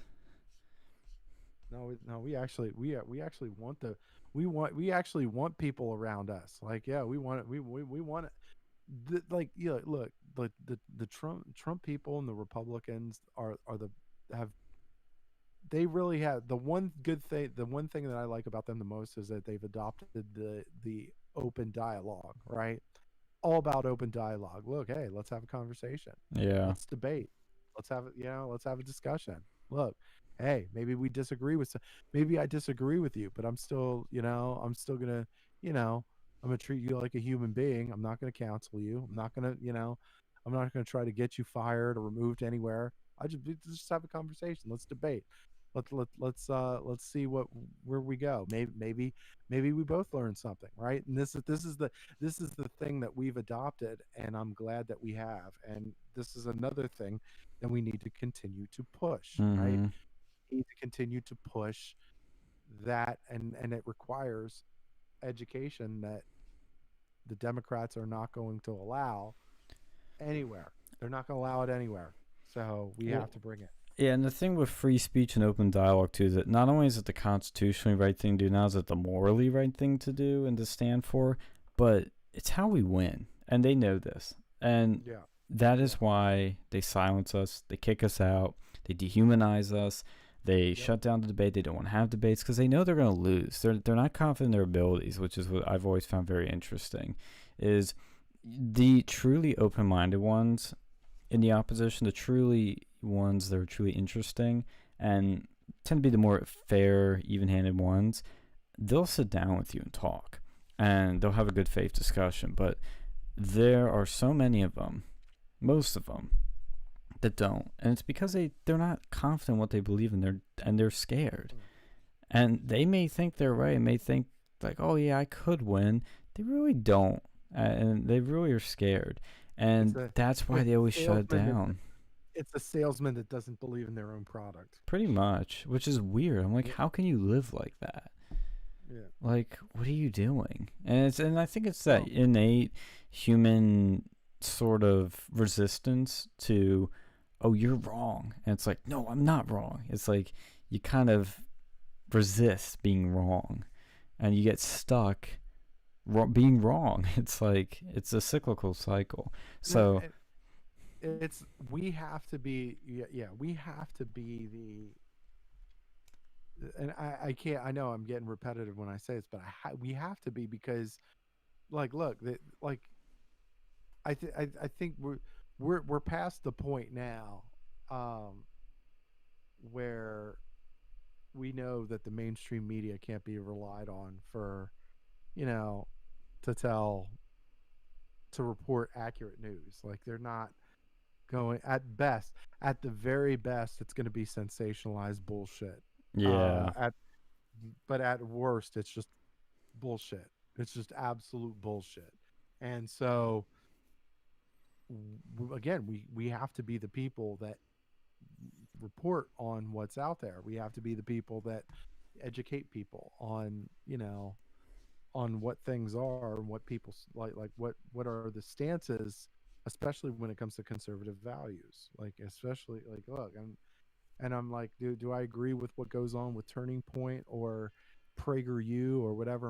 A lot of the time, there's times where I just don't agree with some of the shit that they push or whatever. But like at the same time, I at least like I respect that they're educating people on stuff and they're opening dialogue and that they're there's a lot that they're doing. Like we need to take it further, but at least we have that like right now, and that at least is a starting point. It's a fair starting point, Well, and we have to go further than that. But yeah. it's actually interesting you mention all those things right there, because one thing that's happening on Twitter that's it's a little bit of a low tier thing. I'm not saying that's to degrade it, but it's not something that's going to create headlines. But it's interesting. Is for the past 2 years, there's been this fight between Turning Point and mainstream conservatives and the farther right America First, Nick Fuentes, Groyper crowd. And they've always been butting heads, but Turning Point never really acknowledged Nick and the Groypers. They kind of ignored them, act like they didn't exist, which I always thought was weird. And Mm-hmm. one valuable lesson we learned during that whole thing is this is what happens when you don't let everyone sit at the table and air their grievances. You don't let Yep. people speak. Is you push you intensify the fighting. It makes things worse, and it makes honestly it radicalizes people. Yeah. And because Yeah. people start thinking like, well, what the fuck, you won't talk to me, like what's going on? And it's like you get Yeah. more fired up, and That's then what you I was probably thinking. dig deeper into your beliefs. But That what's was exactly what I was thinking. yeah, It was like when that whole thing was going on, especially like with the Rob Smith and the and the Groiper thing, and like I was like, geez, this is the polar fucking opposite of what this whole thing was supposed to be doing, right? We were supposed to be doing the open dialogue, and we were supposed to be, having the questions and all that stuff. And then there was, then there was some of the Turning Point events that were like, you know they were taking what looked like pre-written questions or oh something like so that bad. It happened at and I'm like, look, ours. it's just like, no, we if we're going to fight this thing, and if we're going to win, it has to be open dialogue. It Yeah, has to be Charlie open. says he's for this open dialogue, and then Yeah. he's like, when the open dialogue's supposed to happen, it's all Right. scripted, approved questions. Right. You can't do that. Like you can't do that Yeah, it's and expect terrible. to win. But what's It's because good, you're the same. You're doing the same shit that the fucking other side's doing. The exact same shit. It's just a different color. yeah, what's good though is Gavin Wax, who I've followed since the statue debate came back in late 2020, and these Marxists were trying to take down statues. He was one of the people that was actually holding a protest for it with the New York Young Republicans. He's awesome. Like I've been a big fan. He seems like a cool guy. Would like to chat with him at some point. And he became a Turning Point USA ambassador recently. And at first I was like, oh no, no, they're taking him. No. But what he did, which I thought was really good, and again, it's not going to make any headlines, but it's good, is he started extending an arm out to Nick and some of these other Groyper people and said, hey, look, I hear you. You have some legit concerns. Come to the table and talk. And they started having a back and forth on Twitter, and some other people did too, with some like the COO of Turning Point. I've known about him before. I think his name's like Tyler Boykin or something. They started engaging in some sort of dialogue, and I thought it was really interesting to see that happening. Now I don't know. I bet Gavin has good intentions. Gavin Wax. I bet he's good intentioned. I don't know about some of the other people in Turning Point that were engaging in this dialogue. I'm a little sus on why they were doing it all suddenly, but it is what should have happened before, and it's what we know is the right thing to do. And I think that's where Charlie just screwed up so bad, is he kept, shutting down the conversation. When you do that, people are going to double down, and they're going to be really, like, it just makes things worse. You gotta let people air their grievances, or And the else worst thing, it and gets the worst worse. thing is, all it takes is one time to completely destroy your credibility. Like, yeah, you built this, and it took years to build up the credibility and build up these events and build up all this stuff, and all it takes is one fuck up to just completely destroy your credibility. And it's Yeah. like, and that's where they're at. That's where they're at right now. It's like it's not really a credible, it's not as credible of an outlet anymore. I mean, and now and that's when you get stuck having like Turning Point chapters that are, they go rogue and they do their own thing, like Us. and then so yeah, so yeah, that do their own thing, and they're like, well, we're gonna stay with our true values, right? And that's, and Wasn't we that have kind of to. inspiring in a little way, that event? Because it showed it's possible. It can be Yeah, done. Just people yeah. don't do it. Well, it was getting done it for a while, right? It was getting done. They were doing it, like, yeah, when they were doing it When they when first they had, started. yeah, when they had Candace Owens and they had Charlie, like they were interacting with people. It was free flowing questions and dialogue, and it was like, and it was, that was what they was supposed to be done, because the whole point is to let them air out their whatever, let the opposition air out whatever they have to, so that way you can win with your logic. And then, and that's how you do it. But like, they don't, like, shutting them down. It's like, it makes people think, it starts emboldening people to go, to get even worse. It starts emboldening people like Nick Fuentes, which, I mean, maybe he's right, maybe he's wrong, but like, when you shut down somebody, it emboldens the people, whether they're right or wrong. And the only way, like, looks, as wise men once told us, sometimes sunlight is just the best disinfectant. It absolutely is. And that's why I've always been a big believer in free speech, like, since I was born. But it's Hmm. just like, I it's just more and more, it's hard to believe you could believe in something more, and like, I just feel like I am, because it just seems so right. It's like, how can it be wrong? I'm at that point where I'm just like, how in any way is it wrong? Free speech, what is wrong with it? The only tricky thing with it, honestly, now is the damage of lies, libel, slander. That's the only tricky thing, because and we do have laws against libel, slander, but you can't really use them unless you have hundreds of thousands of dollars to spend on lawyers. Because libel is one of those tricky things. As a private citizen, it's actually pretty easy to win a libel case. But when you're a public figure, you have to prove ill intent, or you have to prove, I think the other one is reckless damage. Like, those are the two things you can get somebody on for libel, and they're really hard to prove, and it takes a lot of money. That's the only tricky thing. But I mean, I'm pretty much a free speech absolutist, and it's like, and that's a controversial stance still, and it's just sad. But that is why, and I haven't really been updating you much, but I've been working more on our new organization, Uncensored America, that We should be able to start this fall, actually. I have to get some boots on the ground and get some troops rallied to get it going, but I think it can happen. I think we could do something special in the fall, especially if all these COVID restrictions are lifted, which they seem like they will be. That's what Penn State's making it sound like. It could be really exciting. Like something actually different might happen for once. Something that we saw a little bit of last fall or 2 falls ago. Shit. It's been a long time since 2019 with the Sargon event, but even grander and next level shit. Hmm. Um.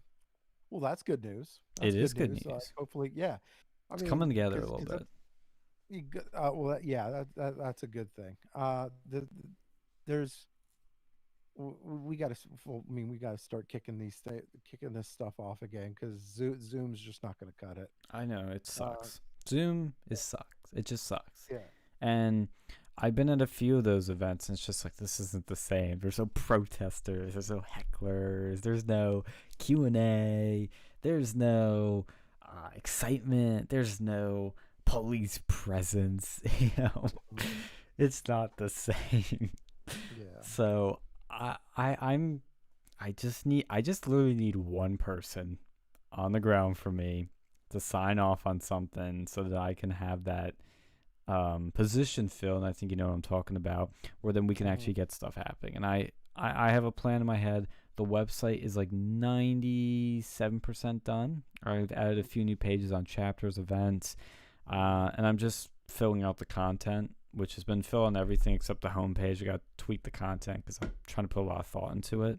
But once that's done, I'm going to be making posters and cool stuff like that so that people can have some when we table and whatnot. And my internship will be done by that time. So I'm going to take a gamble and just go for it. Go big, take a risk, have some fun, learn. I think in the end we'll come out on top no matter what happens. I think so. I think so. I mean, I feel like it's one of those things where the idea it's one of those things where the idea is so good that as long as you just put some sort of effort to it, it'll be okay. Yeah. Like I mean that's not saying it, we're gonna let our guard down or Oh, whatever, yeah. but at least or just be lackadaisical about it. But this is one of those things where like it could catch on, like it could really catch on, Mm-hmm. and um because I don't think that there's you know I don't think that there's a space for open dialogue right now And there's because not a I'm space. not comfortable because I'm not comfortable saying that about Turning Point right now. Yeah. Maybe I could be wrong. Maybe it could change. Maybe I'm always crossing fingers and holding out hope. And and there are good people in a lot of these colleges. There are good people that are in these that are in these campus chapters, but they like but I can't say that right now. Like I can't say that there's an open dialogue type thing for you know for that. And it'd be nice to have just where they talk about anything, like it'd be just one of those things where you just like for what 1 week you talk about um a particular topic and then you just have debate, like you just debate said topic and then go okay. Like some people may agree, some people may disagree, some people may change their opinion, but and that's kind of what you're trying to promote because not everything works for everybody, right? Yeah. And You know, honestly, one thing I've learned is that, we may not get people on the left involved with this. We're going to try, of course. We may yeah, not, but I found that some of the most interesting debates happen between different fractions of the right. Like, if you have a debate on, it could be some obscure topics, but like just immigration alone, there's people that think we should have Legal immigration, no illegal immigration. There are people that think we should have no immigration, period, shut it all down. There are people that think we should just limit illegal immigration and completely end illegal. Like, there's so many different ends to it that you can debate on, have different viewpoints. From Nick to Ann Coulter to, I'm trying to think of somebody more modern on the issue. Everybody's been pushed more extreme on it.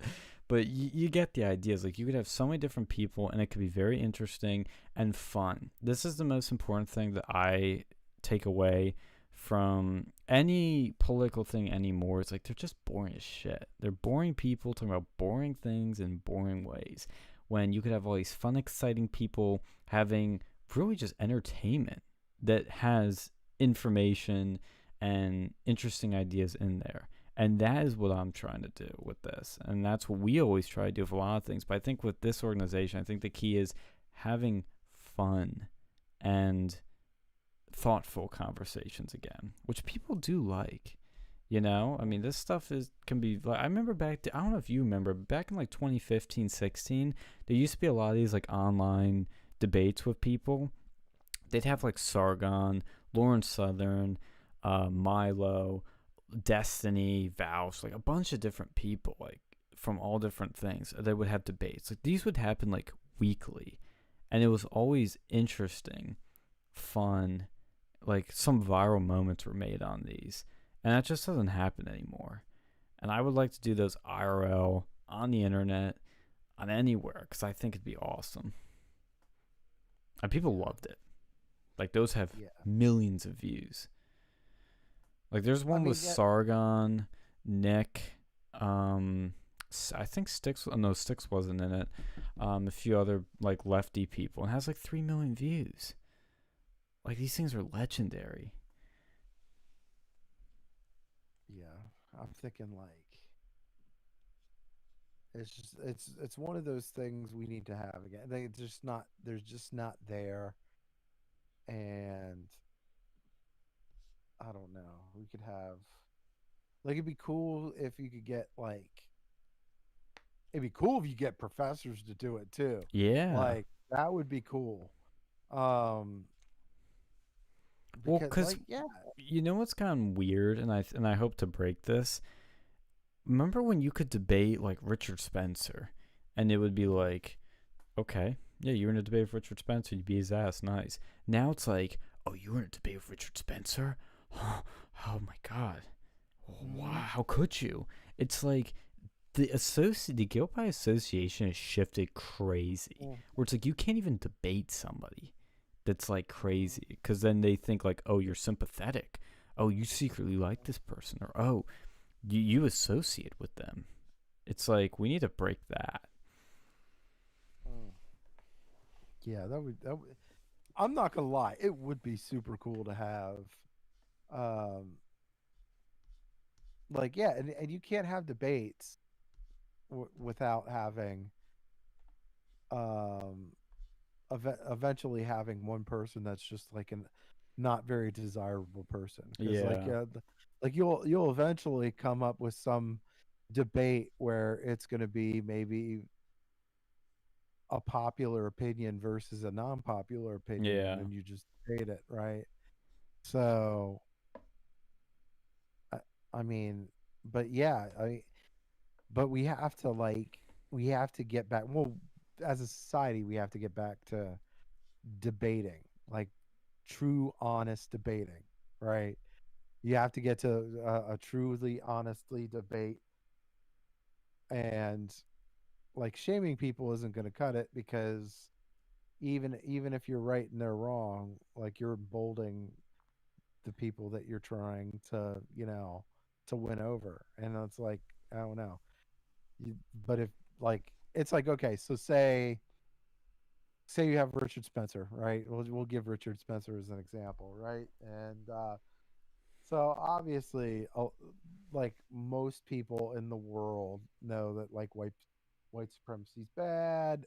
Everyone should be, everybody should be treated equally. Like that's obvious. That's a common popular opinion, right? But yeah, but instead, but having Richard Spencer at the debate table to debate somebody that wants to debate him, that is able to debate him, and then have somebody that maybe is confident and able to debunk him, or at least make him look ridiculous or uneducated on a debate table, is ultimately the goal. Like, I would imagine that would be the goal, because if you put it all out there, if he puts his opinion all out there and you just debunk it piece by piece, then it's like, well, everybody else has seen it, and it's like, oh well, and then maybe, and just maybe, you might get a couple white supremacists that are like, you know what, that's not for me. And Yeah. then, and there you go. Society just got better with that debate. But if you go, oh yeah, fuck this guy, let's fuck him over, let's shun him from existence, let's do that, you basically embolden that person. Like, Mm-hmm. you've emboldened that person, and then you've emboldened all of his followers, and he might even gain more, because those there's going to be some other people seeing that he's not even being debated. It's like, okay, well, what are they hiding? And then all of a sudden they start listening to this person that might, to the uneducated ear, might make a whole lot of sense. Now all of a sudden he gains people, right? So the whole, like, and now all of a sudden you just made that situation way worse. So the whole thing, so this is why having a group like yours would be great for Mm-hmm. college campuses, just because you can have people debating like they like you want them to debate, and then, like, if they look stupid, then they look stupid for people to see, right? Or if they are well prepared, or if they're a good debater or whatever, then it's like, then people can adopt whatever idea that they argue or whatever. Like, that's where we need to head. And this is, again, this is the problem with cancel culture. We need to undo cancel culture, but the one way we do that is by bringing these debates back to the table. Yes. Yeah. And that's the thing too, is like, um I've I have a friend that's a bit under the influence right now. He's asking me about a certain somebody that Big Al knows that's on the show, right? Um every now and then. But I do agree, because on the one hand, I will say, like, you have no obligation to, like, platform um like everybody, like, because there's, and let me unpack that so it makes a little more sense, because you get these people, they're like always like, debate me bruh. Like, if we were to platform, let's say, everybody that asked debate me bruh, we'd be platforming like millions of people, and it's like, at some point it's like impossible. So it's like, you have no obligation to platform everyone in your thing, but at the same time, I think it's very important to have all viewpoints at the table, and at least listen to them. And if it's in a Q&A, if it's in a debate, whatever. Because, again, if I think people don't understand just how detrimental it is to people when you just tell them, like, shut up and sit down, because that just emboldens them, and it kind of like rationalizes. They use that as a rationalization for their beliefs. They'll say, oh, well, why are you shutting it down? It's because it's true. Oh, because you don't want to talk about it. Why don't you want to talk about it? Because it's probably true. It's uncomfortable truth. And that's one thing that Jordan Peterson, who I have a lot of issues with, I have to say, was principally right on, which is that you need to talk to these people. You don't shun them, because that makes it worse. But and that's how I've always handled things. Like, when we were at Penn State and we had some crazy people that came to our meetings, we never kicked them out. We never told them that they can't come to meetings. We said we debated them, and most of them left on their own accord when they couldn't handle us. Um, but that's how you do it. Like, I remember there was a semi-internet famous debate that was like, I think on that day it was like the most watched live stream, was a debate between Sargon, V, Styx Hexenhammer, Richard Spencer, and somebody else, JF. and it was hosted by Andy Worski. Like, that was a big deal because that was like a big, clash between the alt-right and the populist moderate right and centrist. And like Styx did a really good job of just dismantling Spencer's like stupid views. And I mean, Spencer's a Fed, so I really wouldn't want to associate him for a multitude of reasons. But if you're gonna do, I think that's one of the great things about like an online debate too, is something like that. But I think it could work on a campus. Like, I think people don't realize, because you hear a lot about like things getting shut down. Oh, certain people can't do speeches on campus anymore. Like, there are things that can go wrong and do go wrong. Like, there's the obvious security concerns to get things shut down, but there's ways you can get around it. There's ways you can work within these systems. And one thing that's beautiful about COVID is it gave me an idea as a backup plan. So, with these events, if there's like a danger posed to the speaker, I just realized like, oh, so if the event gets like, shut down, just do it over fucking Zoom. I know it sucks.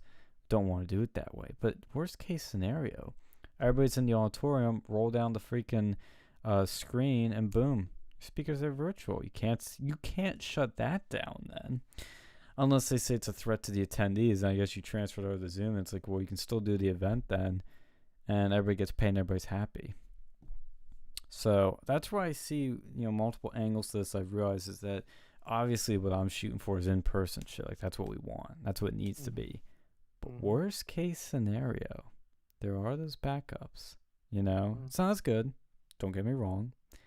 But I realized that because at some points I've kind of like gotten a little pessimistic about this whole thing, but I've kind of rebounded when I've realized that there's actually a lot more wiggle room, a lot more room to grow. So we'll see how it goes. I can't wait. I'm getting more excited about it, and I'll talk to you more off air about things. But is there anything else we want to discuss tonight before we close out? Anything? I'll check our news section because there were a few other things, but I would like to talk to you about some of these things off air. But oh, France. I know it's a little bit of an obscure topic. We hinted at it last week, but France has banned gender neutral words in schools. Yes. What the fuck? I mean, France? How is France more based than America? This makes sense though. Okay, so here's the catch, right? I've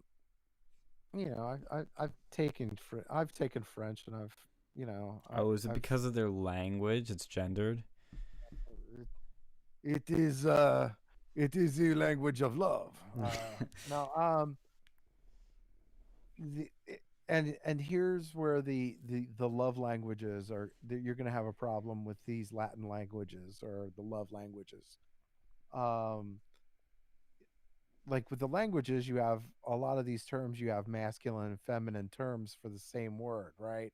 But they're differently spelled, differently said, differently. Yeah. And that goes for like French, Spanish, Italian, whatever. You can't really have gender neutral terms. Yeah. It doesn't. It's destructive to the language. Like, it's destructive to these languages, and it doesn't matter. Like, it really, like, I applaud it, and I'm like, okay, how is France becoming more based than we are? It's crazy. Like, we used to make fun of the French for being sissies, and now they're probably the most unsissy people right now in the world. Like, well, I mean, Poland's fucking Poland takes the cake. Yeah, they know what's up. But France, like, look, France, we're getting outdone by France right now. What's that say? I know. And that's what I know we talked a little bit about last week, but there was that military general that sent out a letter saying that he's afraid civil war is going to happen.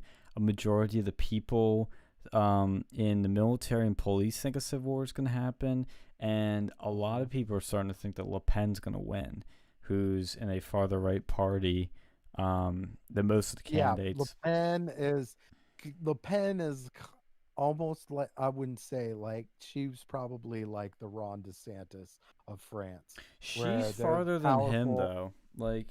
She Yeah, was for stuff, and she's even still for it recently, of banning Muslim headscarves like in public. That's a big yeah, that in America yeah, that would not fly, because yeah, that that wouldn't is, fly. you know, Yeah, against religious freedom. But in France, right. it's like they could vote for somebody to do that, and it's Yeah, because France, like, again, people. I've learned this about like things in like history. You got to put yourself in the shoes of the people of that time. And right now, what's happening in France? They're having an increase in Islamic terrorist attacks, whereas the rest of Europe is having like a massive decrease. They're having mass migration still, and more well, you're having, Islamification in France. here's the thing. You're having, in a lot of these countries, you're having a lot of you're having a lot of violence with a lot of this mass Arabic, or immigration, where you have, or yeah, you starting to have like this increased violence.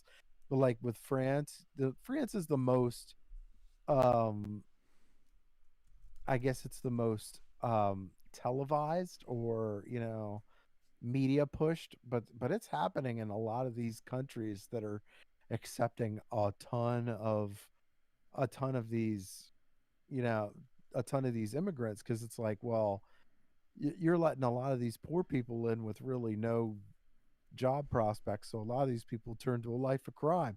So you got a lot of crime, you got a lot of growing crime in these cities. You got a lot of crime in these other countries that wasn't there before. And so how do you deal with that? How do you deal with that? And it's like, and for the most part, you got a lot, you had these countries that were fairly homogenous. And now France is obviously not homogenous. Like, you have a very much a melting pot when it comes to, for they're probably about as non-homogenous as we are, if not more. Because I mean, but you have like Germany, you have Scandinavian countries, you have, some of these countries that are like fairly homogenous. Now you're taking a whole bunch of people that don't look like you, and like, you know Don't and act they're like poor, you. Don't and a talk lot like of these, you. yeah, they don't talk like you. And then because they're poor, you got a chunk of them that are leading lives of crime. Yeah. And it's not good, it's not a good thing. And so how do you deal with that? And some people are handling it okay, some people aren't. Yeah, Like, well, it's again, that's why I've always thought immigration should always be limited, should be like a nice slow trickle, because you slowly let people in, they assimilate, because um, they we you don't have with these with massive changes because they're with forced to. immigration, you Mm-hmm. need to be you need to be able to, like, you can you should only let in enough, as many people as you can appropriately vet. Like, if you can't, don't let in more people than you are able to vet. Like, that's, because you want to know who's coming into your country. Yeah, Like, obviously, like, I'm all for immigration, but I think that these people should be vetted, right? It's fair. It's fair, especially vetted when you have and people. yeah, Uh, yeah, especially when you have taxpayers that are footing the bill for a lot of this shit. Like, it's fair for them, for their safety, for their health and welfare, for their, sanity. Like, there should be a vetting process. There should be uh a a fair naturalization process, and that's not racist. That's just, people looking out for their own citizens, right? well, and the culture of the countries, like you want to preserve your culture, and if you bring people from different cultures and you bring too many of them in, well, it's not America anymore. It's not France anymore. It's whatever these people are from. is that that's what the country becomes. So if you bring people in slowly, yeah, they bring their different ideas, but it doesn't overtake the country and change the country overnight. It's a slow trickle that brings people in, and they're basically socially pressured into assimilating, and you don't have just massive changes, because when you bring a lot of people in too and have a lot of kids, the kids tend to be like the parents if they're in these ethnic communities and they're not really mixing with people in the country that they're in. But if they're mixing with people that are already in this country, have been in this country, they start acting like them, and they start taking up their customs and assimilating. Like, that's how assimilation works, is you're here, you spend time here, and you start becoming like the country you're in. And usually the first generation still has a lot of, I guess you could say, I don't want to say similarities, but they're still very much like the country they came from. But they adapt enough that they pretty much get accustomed to things, even though you can tell they're different. But their kids, once they have that next generation, that's where a big change happens, usually, because their kids are born here and they have their whole lives here. And that's how you do it, and that's how it works. But if you do it too quickly, it's like things change overnight and there's not a lot of other people to assimilate with. It's just the new population, the Mexicans, the Muslims, it could be even Italians. I don't care where they came from or who they are. You could still take a lot of people from any country and then put it in another country, and it's not going to be the same place. That's just how it works. People don't change overnight. It's slow and takes time. And that's where it's like, you get these people that just want these people for cheap labor, and they don't care about the cultural impacts, the security impacts. It's just, oh, they pick our crops and make us money. You know, it's crazy. But France is interesting too, because it's not just the immigration, but the COVID restrictions haven't gotten better, and people are doing like mass protests where they're like fighting with cops. You don't see that shit anywhere in America.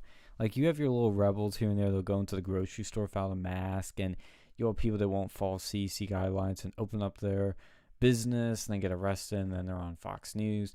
But you don't have people in mass like protesting these lockdowns and restrictions. And it's so weird, because you would think America, home of the free, would be way more vocally against these COVID lockdowns. But we seem to be more susceptible to fear. Whereas France is just like, fuck this, we ain't dealing with it. And there's like literally videos of them like fighting with cops. And some people say it's because they have a history of totalitarian regimes taking over these places, and so they're kind of more scared of those things. But I'm not sure about that, because these countries tend to be more authoritarian. Like, Macron just banned public pro-Palestine protests. That's fucking insane to an American. Like, we don't just ban protests of one side. That just doesn't happen, from the government at least.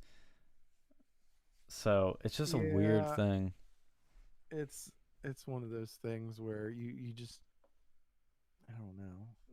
Like we need common sense again, right? And then this is talking about like with going back to um the vetting like the immigration with the vetting process, right? Look, and it's like you personally, like and you can compare it to your own personal life. Like, look, we all want to be able to help out our fellow person, right? We all Yeah. want to help out. Like, if I'm look, hey, if I'm in trouble and I'm like, hey, buddy, do you have any money I can borrow or something like that? Uh, it'd be nice for you to be able to help me out. But if I'm like, hey, can I borrow fucking $1,000 so I can buy this computer or whatever? My You're gonna be like, are GPU. you out of your mind? Are you out of your mind? Like, Yeah. no. You got to, like, you want to be able, we all want to be able to be charitable and nice toward other people, but we got to do it within the appropriation of our means, right? Like, if you can't vet every person that you come into, you're overreaching your limits. Like you're overreaching your limits. Like you get we have our own. We want to be charitable. We want to be exceptional, but but at the but at the same time, we also want to be able to protect our own citizens too. Like, that comes first and foremost because really these are the people that are, you know, paying the taxes. They're paying the taxes. They're the ones that are, doing our first responder jobs and joining our military and doing all, like, these are the people that are keeping everybody else safe too. So there's like a, you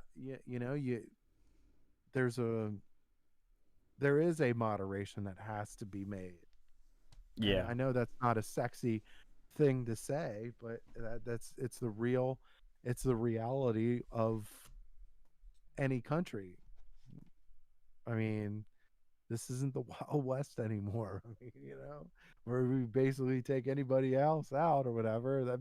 It'd be fine if it'd be fine if we were fucking British or Spanish colonials or some shit. But no, we're established country. Like, yo, we got people here that do shit, right? And so, you want to, we have systems in place. We have existing systems in place. We have a great, well, not for long, but we have a great economy, right? And so we, like, you got to make sure that you vet these people that are, you know, that come to this country. Yeah. Totally agree. One other thing I want to talk about before we close too is New York City mayor race. Have you been following this at all? Uh, I don't really give a shit about Bill De Blasio, so you're gonna have to fill me Oh, in. you should, because if you get the COVID vaccine in New York, you get free burgers and French fries. Well, I already have the vaccine, and I don't live in New York, and I'm not gonna fucking eat fries from New York. If I'm going to New York, I'm getting some fucking pizza, right? Let's go. Yeah, I'm getting some. Like, look, my favorite place is Lombardi's, or Mm. the one on Prince Street, fucking amazing. Um, I did see a couple weeks ago that some people got shot in Peter Luger's, which I'm fucking, Oh shit. again, the increase in violence in New York, that, like, the violence in New York has shot way up, and now it's fucking up everything. Like, it's fucking up everything I love about New York, Well, right? it's Peter interesting you Luger mentioned that. Peter Luger's my favorite fucking probably my favorite steakhouse in New York, and you just fucked that up. Thanks, you fuckers. Yeah, Bill De De Blasio's Blasio. got to be Anyway, the worst mayor they've ever had. And what's interesting is probably. that race has just gotten really interesting because originally Andrew Yang was kind of the front runner because of his Mhm. name recognition from the 2020 election. And he has been killing himself slowly ever since he started running in 2020 with identity politics, the cancer that takes Mhm. everyone. And it's only gotten worse. It's only gotten worse. Instead of talking about violent crime, he's talking about white supremacy. It's like, dude, get a grip. And Mhm. interestingly, there was a new candidate that jumped into the race. I don't know when he did, but he is now the front runner. His name is Eric Adams, and he's leading Andrew Yang. But what's very interesting about this guy is when you hear his policy stances. What would you think the New York mayor would be saying? Oh, diversity's our strength. Oh, we need love, not hate. Fuck Donald Trump. You know what he's saying? I carry a gun, and I shouldn't have a, a security squad protecting me because New York should be safe enough not to have one. I'm like, Mm. Mm. whoa, whoa. I'm listening. And what does he say? We need to get tough on crime. We have a homeless problem. We need to get tough on that. He is literally coming in hard, running as a Democrat, as like the Rudy Giuliani style candidate. And maybe then some. Like, he's openly saying, like, he carries. Like, he's fucking packing. This dude, honestly, I haven't looked into him fully. I'm not going to endorse him. But I like what I hear. Like, could get conned. You never know. But, like, I'm like, this is an interesting. Like, it's finally turning. The people are finally, like, waking up and realizing that New York has gone to shit. But he's coming out swinging with this message, and he's having a lot of Democrats and big Democrat things endorse him, and I'm like, maybe he'll be good. Maybe. I mean, Dude, I keep thinking with like California, and maybe this guy would say this. Maybe this guy should say the same thing. Like if you got one candidate that could be like, hey, we're booting the fucking homeless population out of California. If you deport elect the me, right? homeless. We're just gonna boot them out of California. I don't care where you go. You're just not coming here. Yeah. Um, like watch that dude's popularity just fucking skyrocket. Or Caitlyn Jenner. She's still like, look, they. I don't know. Like if they say it, watch their popularity go up like Mm-hmm. fucking skyrocket. You know how much like especially in California, you know how much homeless shit and home like tents and needles and drug use and like fucking weird shit, weird homeless people shit.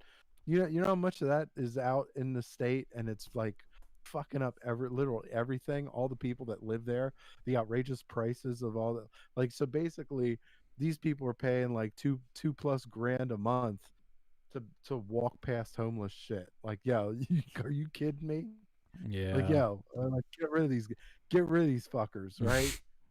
And it's not like obviously again people want to care for the homeless, but I'm not like not in my fucking apartment complex. If Yeah. I'm paying 2,500 a month for a 1 bedroom apartment out there, guess what? I'm not trying to fucking sleep next to a fucking tent city, right? Where these homeless people are basically sleeping in tents and fucking everything up for me, especially with property values and shit. Mm-mm. Well, We got. oh yeah, I think people by and large they're like they're fine with homeless people until they can't go around a corner and not see them. It's like everywhere, and then there's diseases, there's drugs, there's crime. It's just a mess. It's disgusting.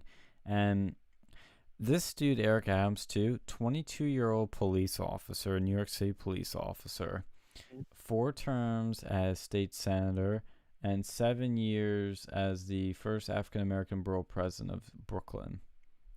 Very interesting. I mean, this is really interesting. I'm gonna look into his vision, as he calls on his website, because I need to double check this. I'm trying to see. I'm trying to look on the site if it's on it, but I heard that he's considering bringing back like stop and frisk, like openly.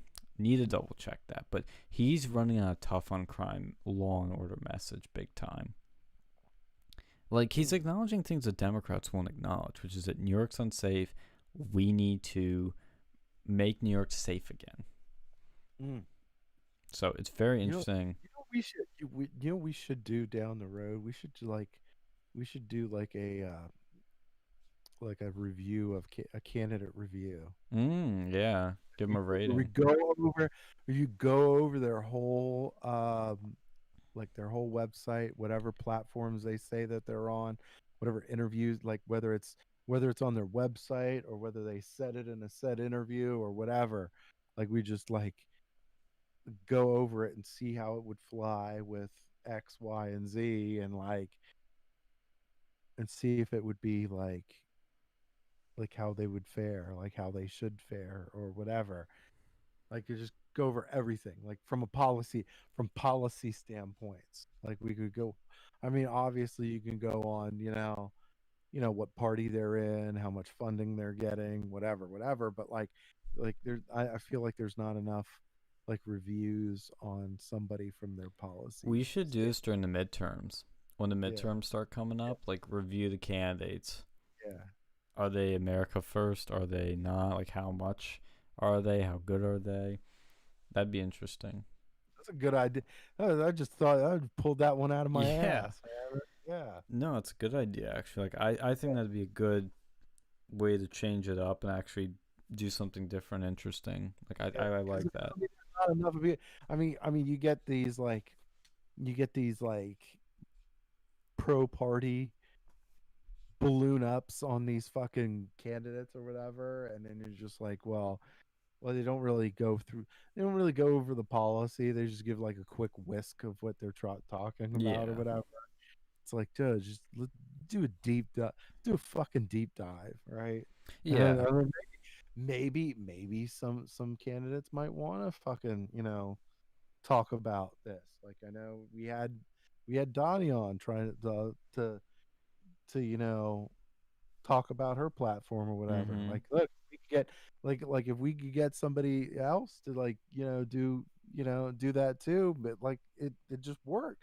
I think something like that would just work, and that's something that people really kind of want to see. Um, because when people don't view policy, then they're forced to go into like a party line tribal unit, like and I don't know. I think that's something that we could try. Give it Yeah. a go. We could give it the old college try. Yeah. Well, like even with this dude Eric Adams, it's like there's some stuff on here that I really like his tough on crime approach, but then there's the typical Democrat bullshit like, "Oh, we need to diversify the police." But he's not saying we should abolish them. He's saying we need. He literally says we need the NYPD. Yeah. But then he's got stupid shit like add black and brown officers who will respect and protect New Yorkers. It's like, well, can we just put? And I think that's honestly that might. I'm against diversity hires for the sake of diversity and all bullshit, but if it makes it better, maybe we gotta do it. If it lowers crime in New York, whatever it takes, I don't know. I'm against diversity hires, but you know, if you gotta make this stupid compromise to get somebody to like clean that shit up in New York, okay, I'll take it. It's like, what are we gonna do at this point? Appointing the city's first woman. Okay, so this is getting stupid. Appointing the city's first woman police commissioner. I don't think that's gonna stop crime. God, making it easier for good cops to identify bad cops and publicizing the list of cops being monitored for bad behavior. Ooh, I don't know if I agree with that. Mm, Like doxing cops, pretty much. mm. See, I can see why the Democrats are kind of getting behind this dude, but again, mixed bag. I fully hate him like De Blasio, but interesting. Yeah. Well, we're hitting our midnight mark, so that's pretty much all the things I thought were interesting happening. The only other thing, there's one more thing, one last thing. So much happening this week. Mm. There is that documentary going on the Groypers that Louis Theroux, who's doing. A lot of Americans may not be too familiar with the dude because he's British, does British documentaries for the BBC, and he's been interviewing these people over the past couple weeks. I think he's doing his like final round of interviews, like interviewed Nick. He was at this other dude's house and this dude kicked him the fuck out, which was kind of funny. Because what Louis Theroux was doing, and Milo warned them about this guy, that he's one of the most dangerous documentarians out there. I talk about this because it just shows you how scummy these people can be. So one of these Groyper dudes was in a car, and he was leaving AFPAC in Florida and was waving goodbye to the supporters. And one of the things he was doing was a salute, like a military salute, you know? And what do you think Louis started asking about that? Oh, you were doing Nazi salutes at an event. And he's like, no, I was just doing like a regular military salute like the president does. And he's like, oh, but pictures here show that you were doing a Nazi salute. It's like, dude, like, are you dumb? Or is this intentional? Obviously, it's intentional. But that shows you how low these people go. And this dude kicked him out. And then Louis started calling him while he was live streaming about, like, calling him multiple times. And the dude just goes like, okay, I will do an interview with you, Louis, if you apologize. And Louis like, okay, I'm really sorry about that. And he goes, "Okay, fuck you," and then hangs up. So that's a little bit of e-drama happening. Actually made British like national news. Like, I'm not even kidding. Like, I have the article up from the Express. So we'll be interested in seeing that documentary and see how the hit job they do on those people, because it could kill a lot of them, professionally. But that is the only other thing I want to mention. Yeah. All right. Well, this is a pretty good show. It was a lovely evening. I gotta say. We had one comment. Pretty good show. One comment. Hey, whatever. It was a good comment. Yeah. So, I guess let's do this again next week. As always. Try Yeah. out.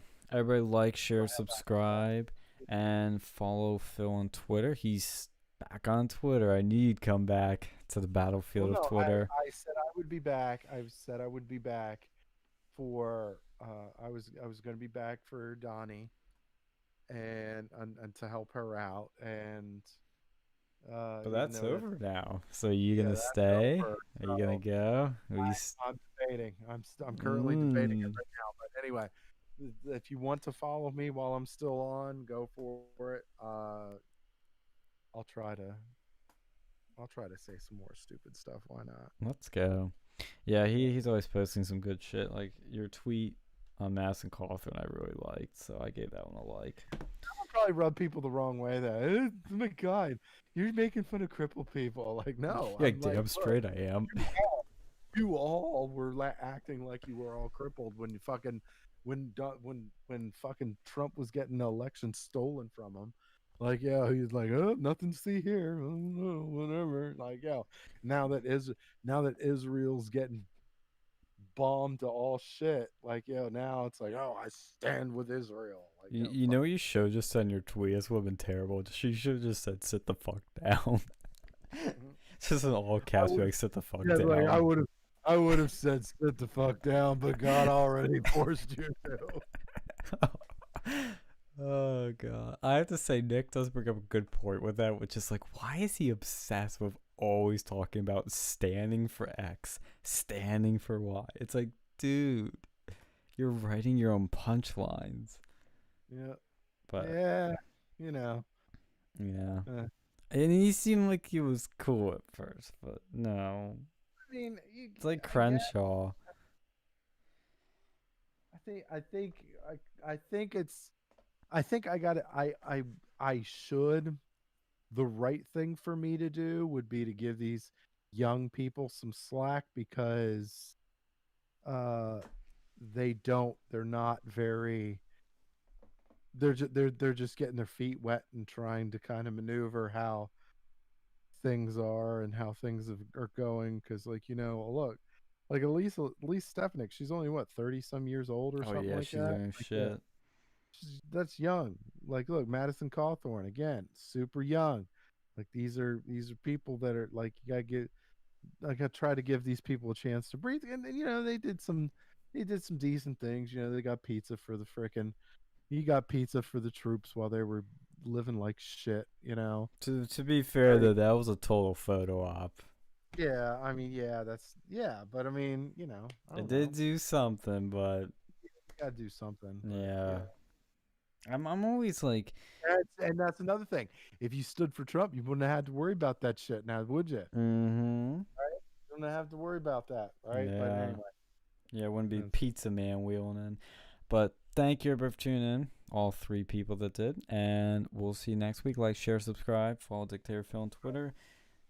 We'll see you next time. Later, Gators.